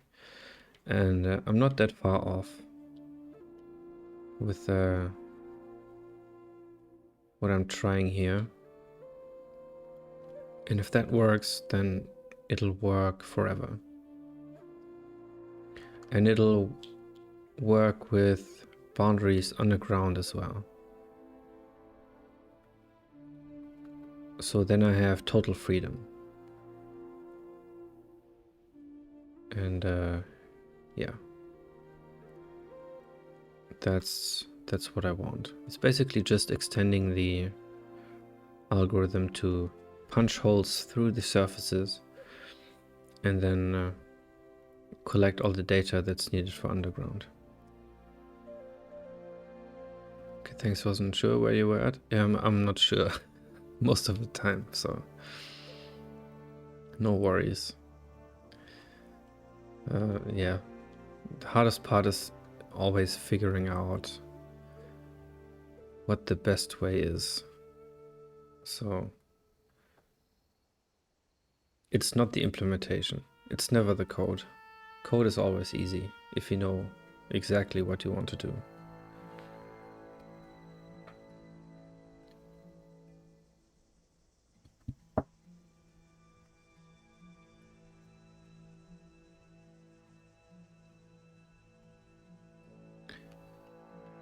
So I'm pretty sure there's a bug, and there's a bigger problem with that. These, if you look in the upper right, the boundary index, this is 1. It's not really visible because there's stuff lying on top. The red, I mean. So this is index 1, and this is index 381. So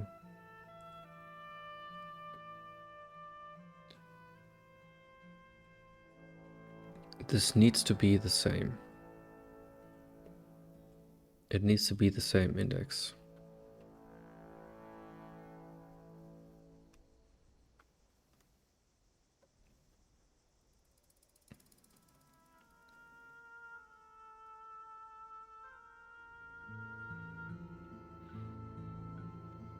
So I do need to flood upwards or downwards.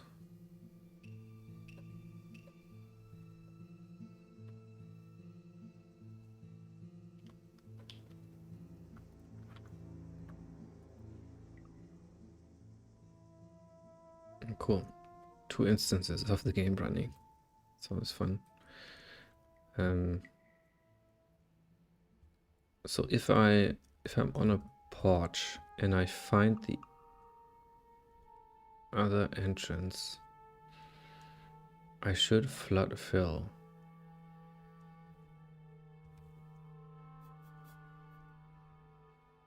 everything there.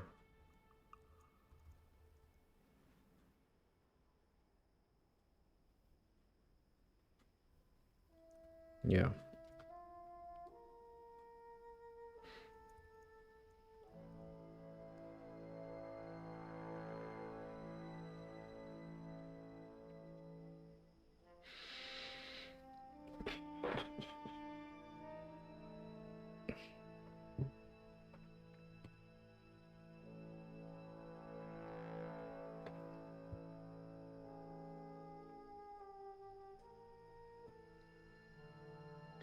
Let me go to the bathroom real quick.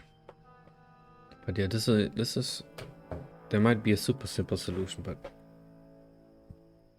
might be hard to find.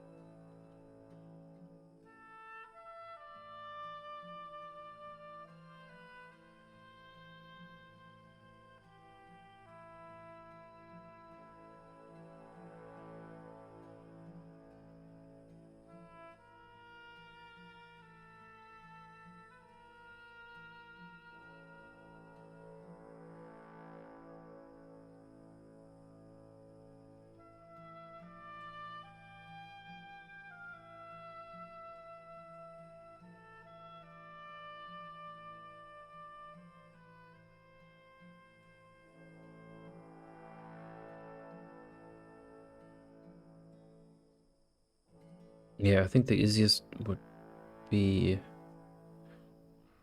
way forward would be to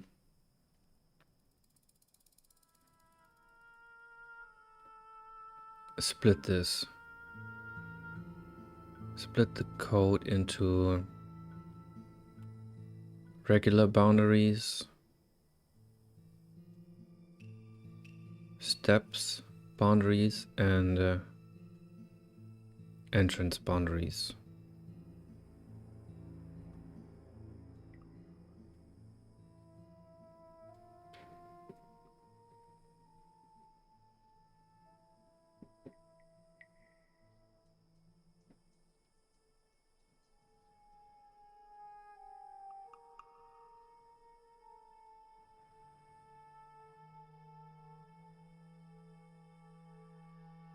But for that, I would have to find out what kind of a boundary it is first.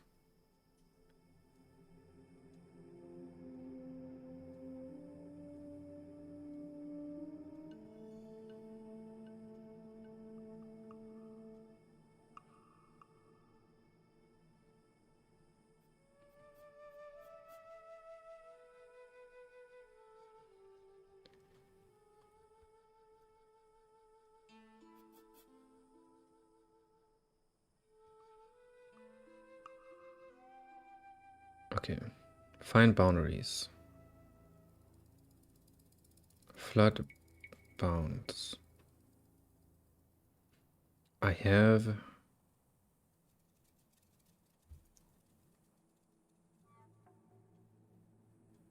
a flood patch here.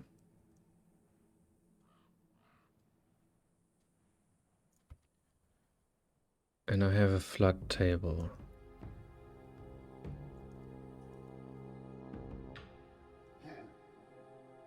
I should reuse this type of flooding. Flood table, okay, it's tile return.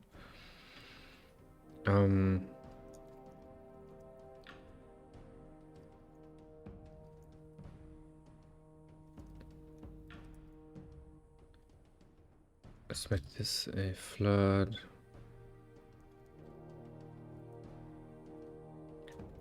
Boundary table. And this is 512 or something.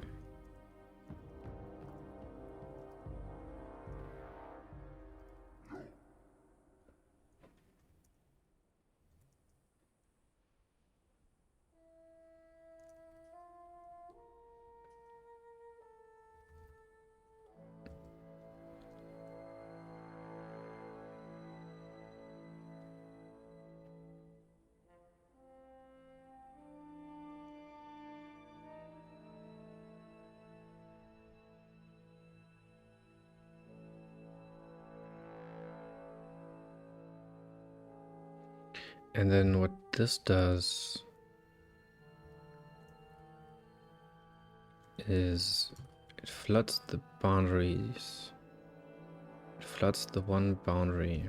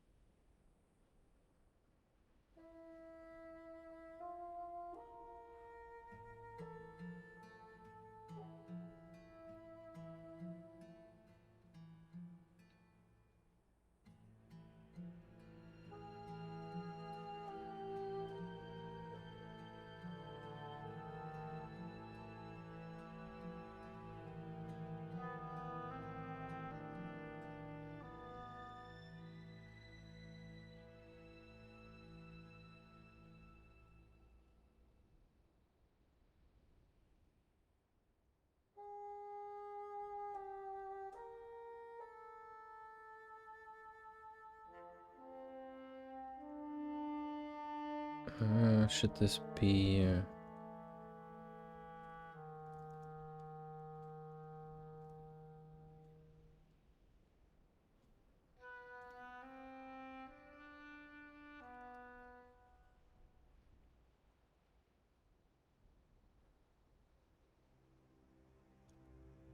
Something like that. So I just save all the tiles so that I can go over them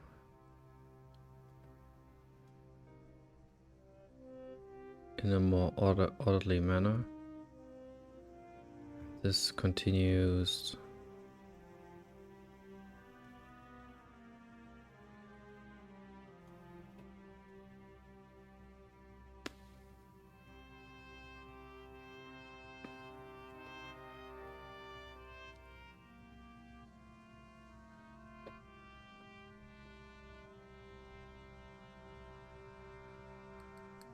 Yeah.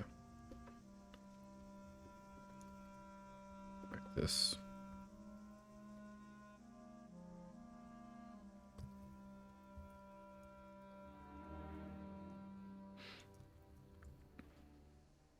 Currently playing the game, searching for hidden walls. Yeah, there are plenty. So you should find some.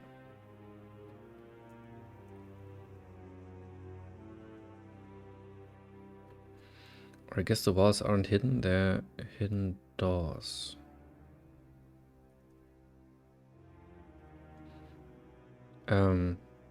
Basically. Yeah. Wording. Yeah, they are collapsible walls.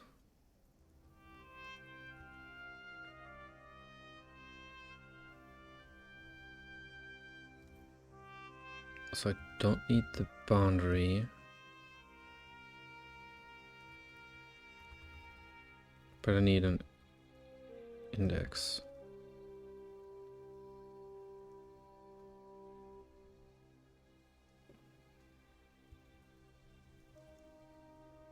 Oh, that's bad.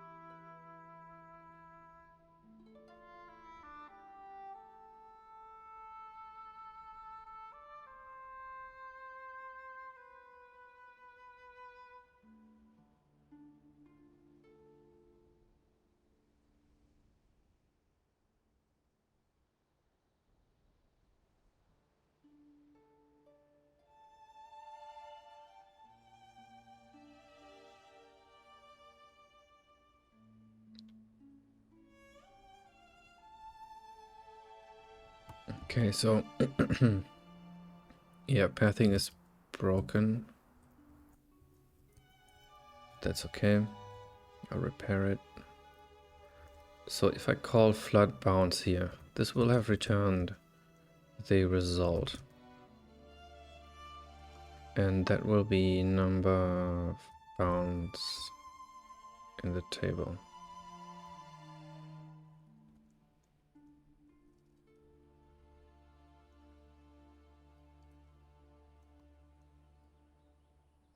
So if this is 0, then skip. For whatever reason. But actually, yeah, I should assert this.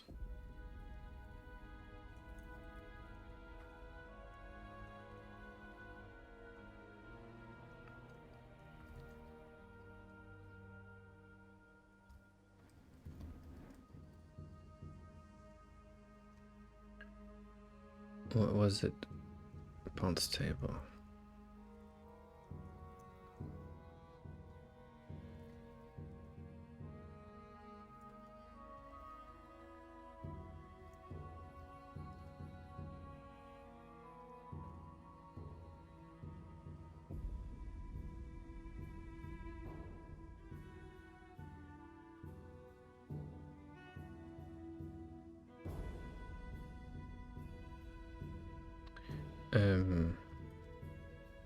Yeah, that's not working.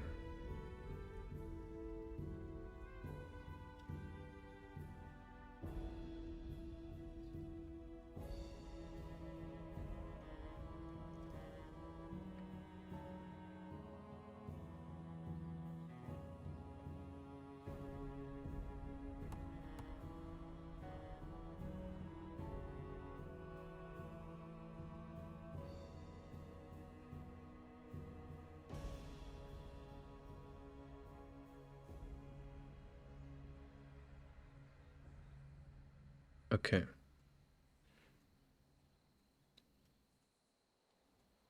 Now.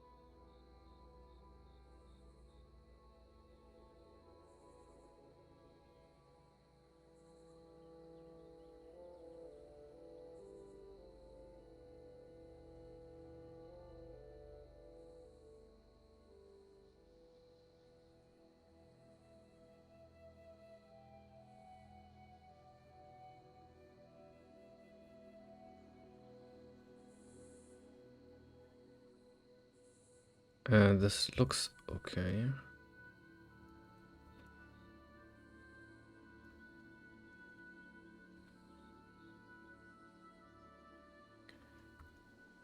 So let's write if is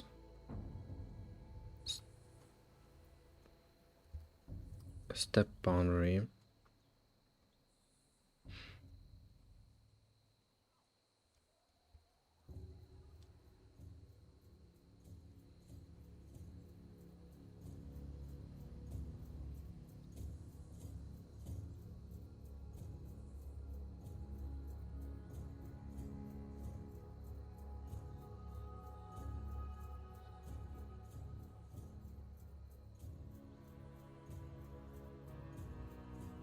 else if this is a porch boundary and else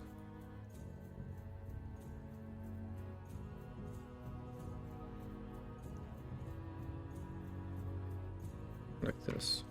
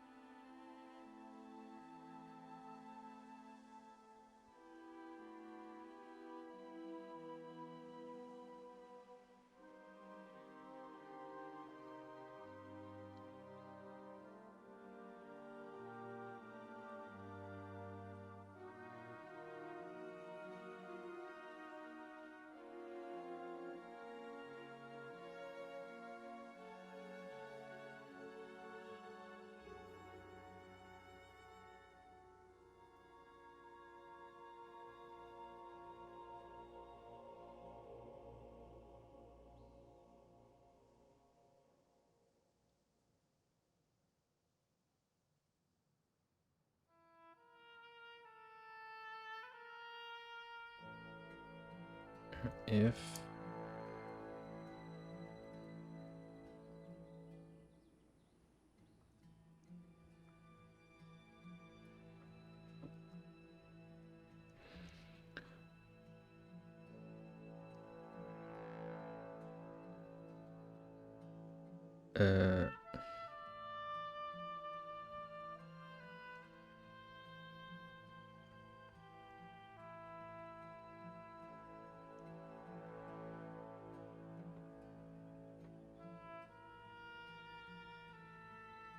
What about the layer?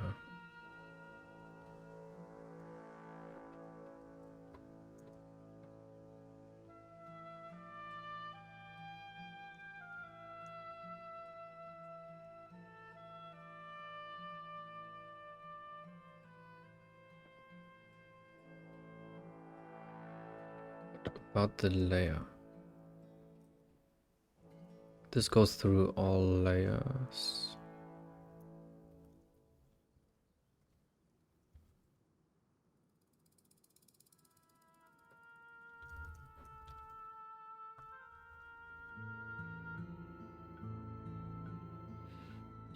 Oh. Boundary map needs to be 3-dimensional. That's GG's for the save files.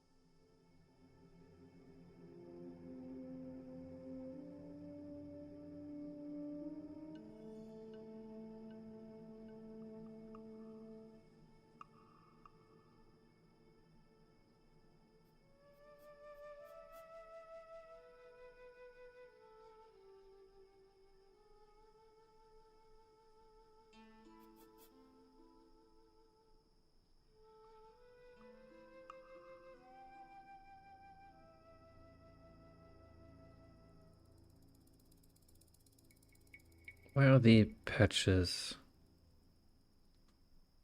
3-dimensional?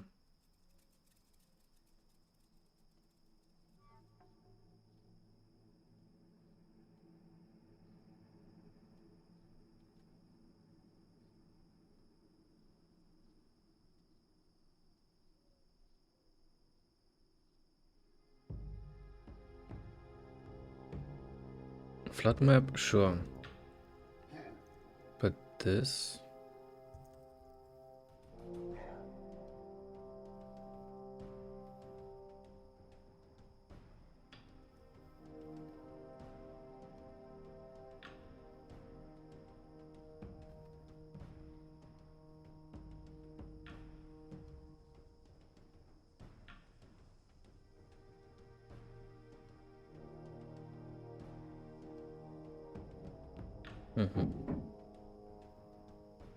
Don't think they need to be. Patch notes added interdimensional travel.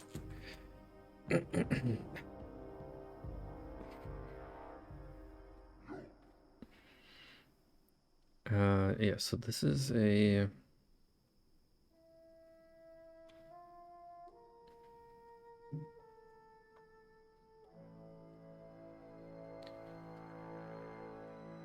Not sure why the patches are in 3 layers.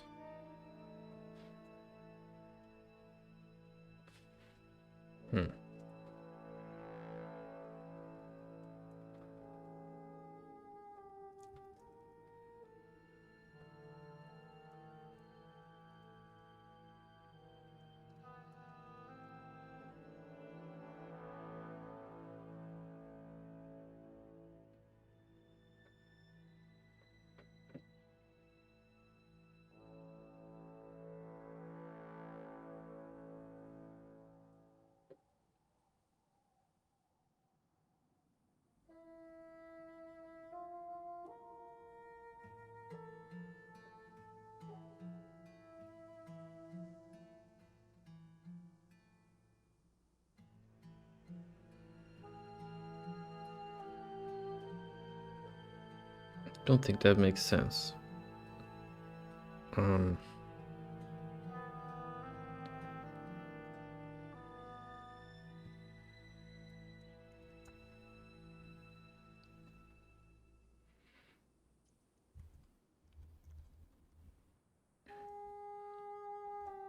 So the flood map needs to be bigger, and that's yeah, that's going to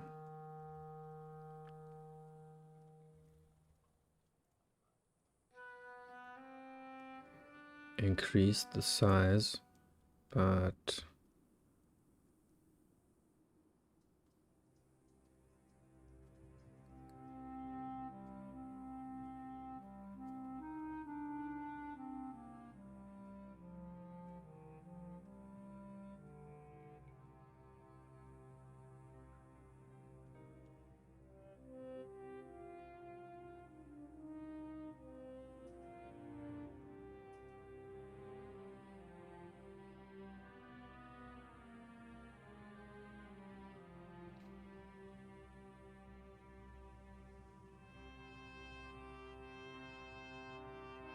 this is tricky.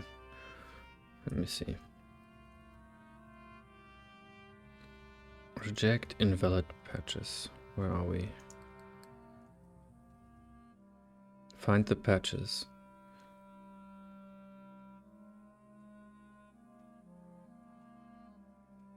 Okay.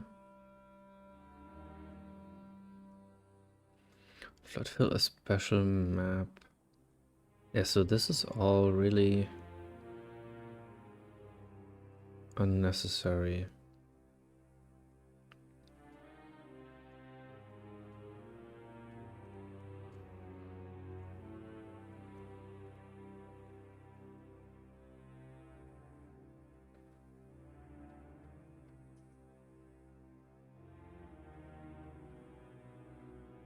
Hey, just a viewer. Thanks for the follow.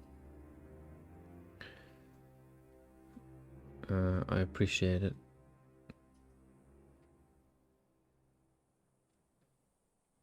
So I guess there was a reason in the past for having the patches be sorted by layer. I don't think there is now.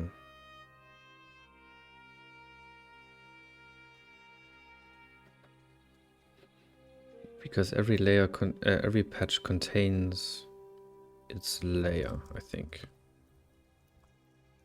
No, it doesn't.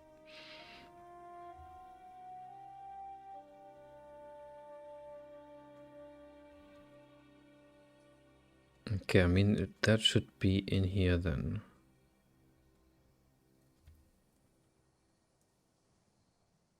Or should it? Probably. That would be a good way.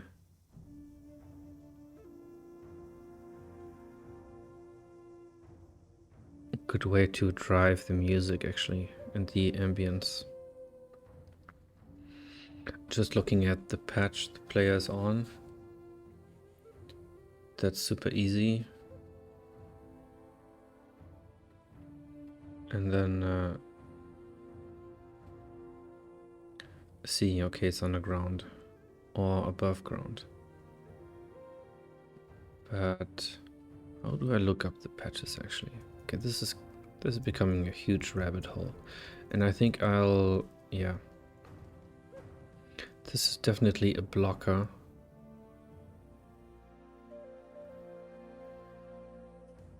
Yeah, I'll have to edit the world struct, which is this. And not just a bit, but a lot, which invalidates all save files.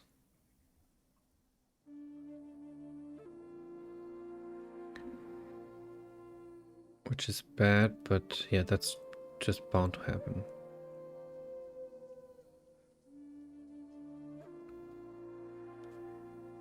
And yeah, I might want to start adding different branches in Steam of old versions so that you can complete your save file. I mean, a run is 30 minutes right now to an hour, maybe 2. So that's not the end of the world if the save files go kaput, but yeah, I'm doing my best to not let that happen.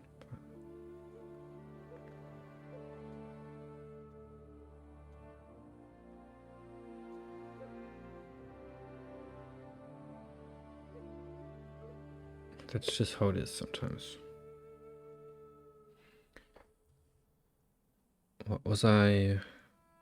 How do I find the patch? Patch at...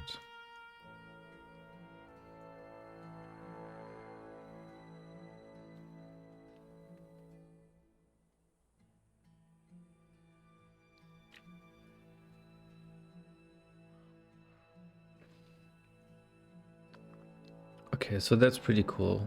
I was I was nervous that I was iterating over all the patches, but no, I'm addressing the flood map of the patch directly. I get the index and then I just look up the index. And I don't need the layer for that either. I mean, I need it in the patch map, kind of, not really. But in the... I definitely don't need it in the patch storage itself.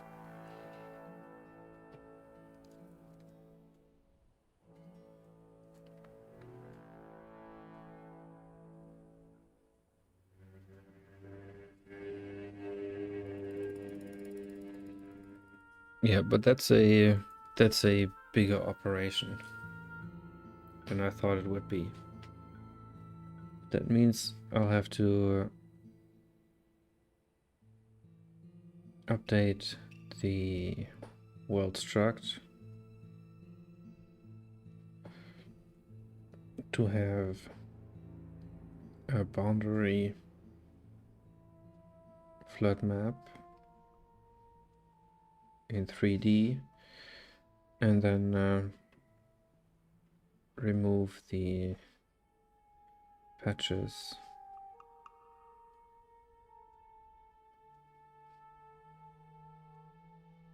and the patches layer declaration and the layer dimensional thing and the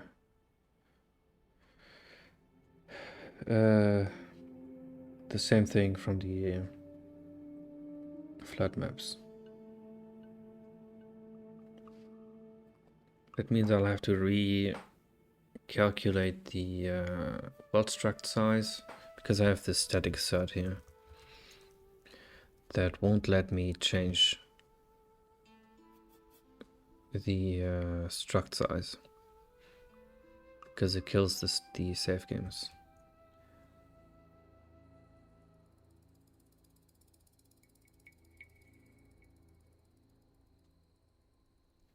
But yeah, I'll look into this some more before I screw everything up. And then, yeah, bring the underground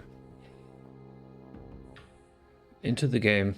Today's Thursday. I think maybe I'll be able to update the game on Friday with the bridges and this, but could be cutting it kind of close. I've got tar, code, shield, and 4 potions. This might be it. That sounds pretty good.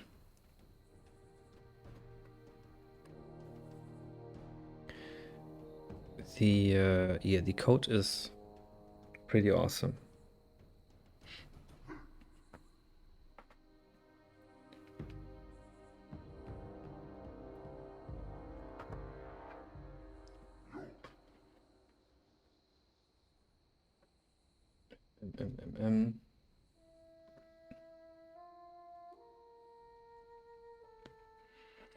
Increases health regen? Yeah.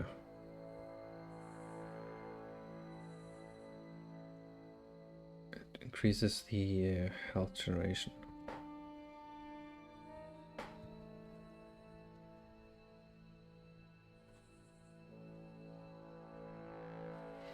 And yeah, I've also...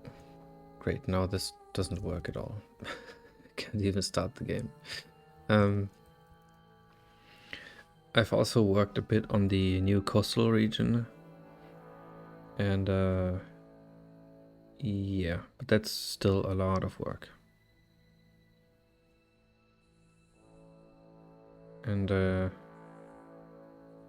yeah, I still need to decide on new enemy types and new object types before I put that into the game, of course.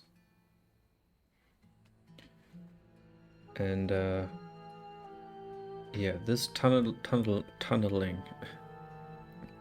through interiors and dungeons is something I wanted for the new region. Same with the bridges. So I'm basically backporting those things before they are forward ported. Not sure what that means. But yeah, they'll land in the current game Friday, that means tomorrow, or more likely Saturday. If I don't screw this up completely today and have a non-building game, but I don't think so. And Night's Rest always helps clarify these things. Yeah, most of the time. But I found that with things like these, where I've been working on stuff for so many months and years, that it's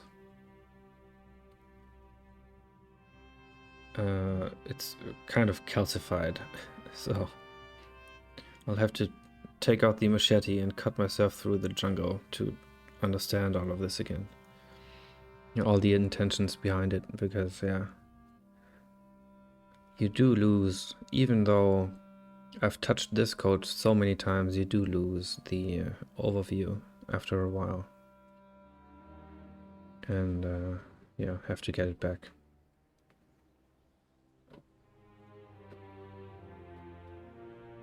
Improves health, as the code's description doesn't necessarily communicate health regen, I think. While we're here. Yeah. The names are pretty bad. It's because I've set the... there's not that much space in the description. I could use more, I think, but I've decided to limit it to 2 words, and I also ran out of time, so that's pretty... yeah, the descriptions are pretty bad.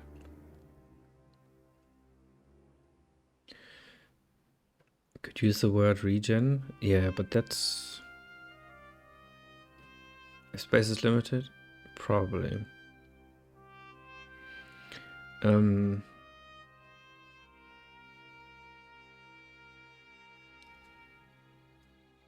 Yeah, but regen is kind of a meta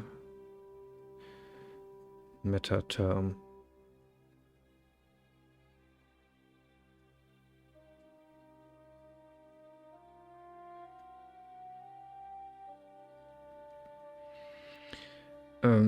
Yeah, that's definitely something, yeah. Maybe I'll go up to 3 words. I think it's fine for the player to discover through trial and error. Observation. Yeah, I mean... yeah, that's the thing. I want that to happen, definitely, in the game. I don't want it to be an open book, but I want it to be consistent as well. And yeah.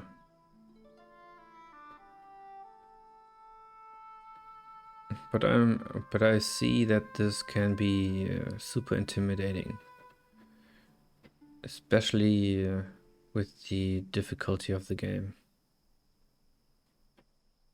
So I might have to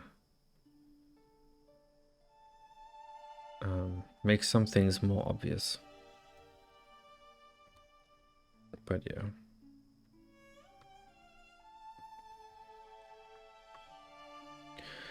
But yeah, Squint, thanks for the great ideas the last couple of days. First the bridges and then the tunneling through dungeons.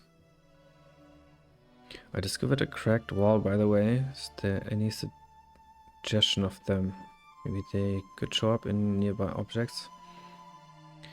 Yeah, they actually did at one point show up as crack. But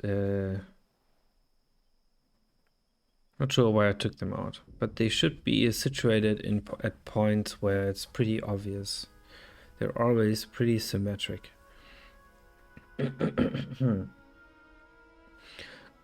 So, oh god. My voice is dying. I think I know where to look now, really. Yeah, I think it's just a bit of a learning thing.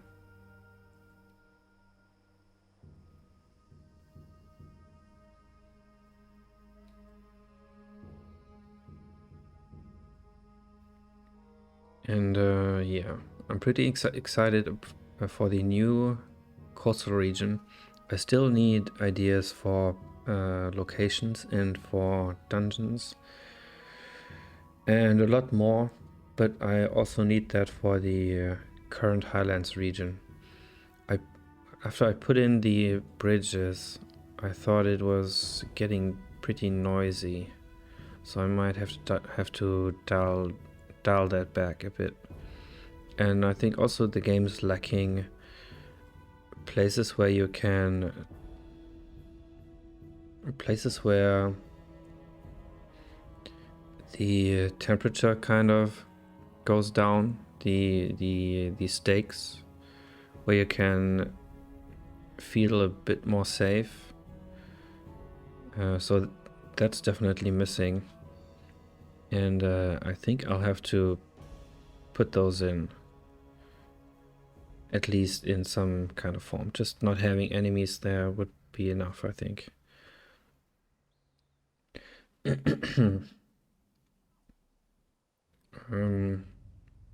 Yeah. So it's and I also found some of the areas when I played recently, they're pretty cluttered. They look like something exploded. Just stuff flying around randomly. So I'll have to go over the highlands and clean up some of these areas. Hey Ethan, how's it going?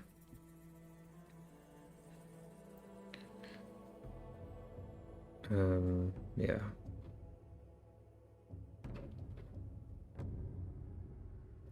Looking forward to seeing them. Yeah.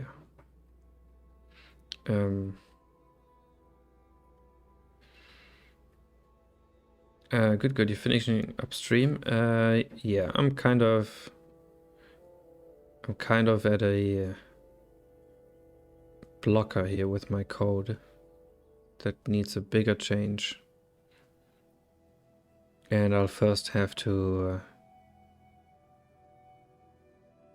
see if that's a good idea before I continue. Because it's kind of open heart surgery. It's not that bad, but it's, yeah. It would be editing the world struct, which would invalidate all save games.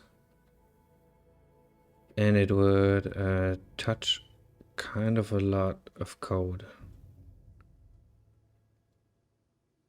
Yeah, but the game is that the goal is that the path can then go into the underground and continue there and come up wherever. That's the goal. But there are... It's currently mostly for the surface, so there's some data is missing, like this boundaries flood map doesn't have the number of layers that it would need, and yeah, stuff like that.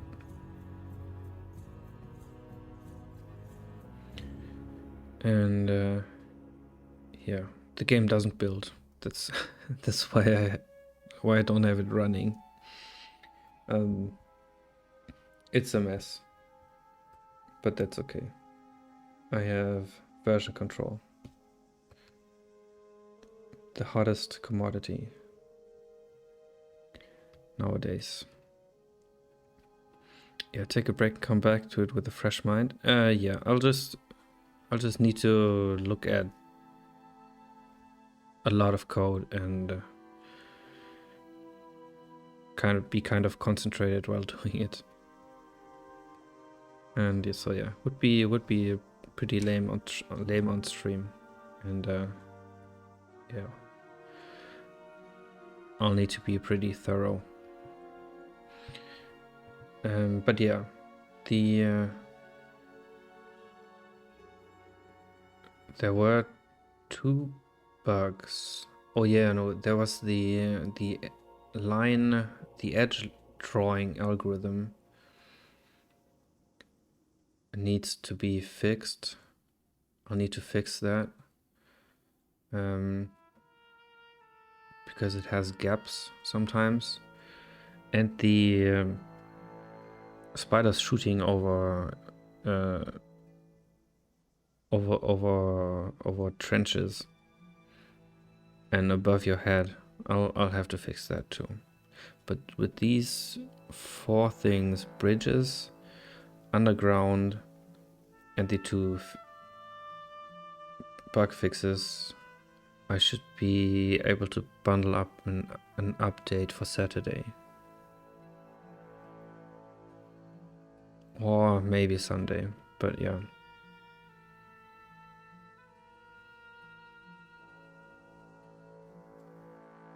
And because I don't have to compile and release the demo again, that shouldn't take that long over time this time around.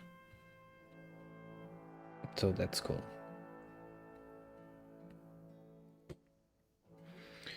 All right, guys. I am going offline. I have something else planned. No, I'll be making shorts, YouTube shorts, every night again, but other than that, yeah. Yeah, sure, guys.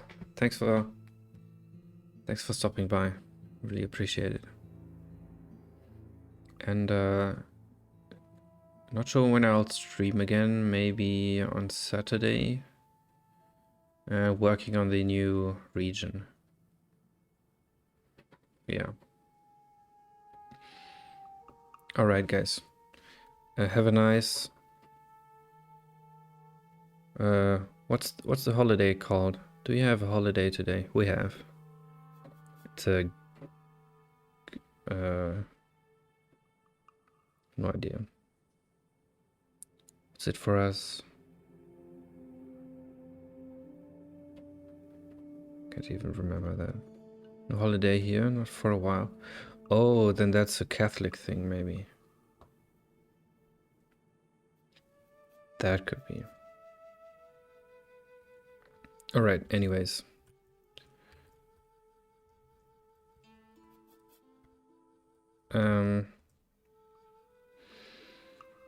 Take care, guys. Take care, Ethan. Take care, Squint. I'll be back on Saturday. Maybe tomorrow? Don't think so. But yeah. See you then. Bye, guys.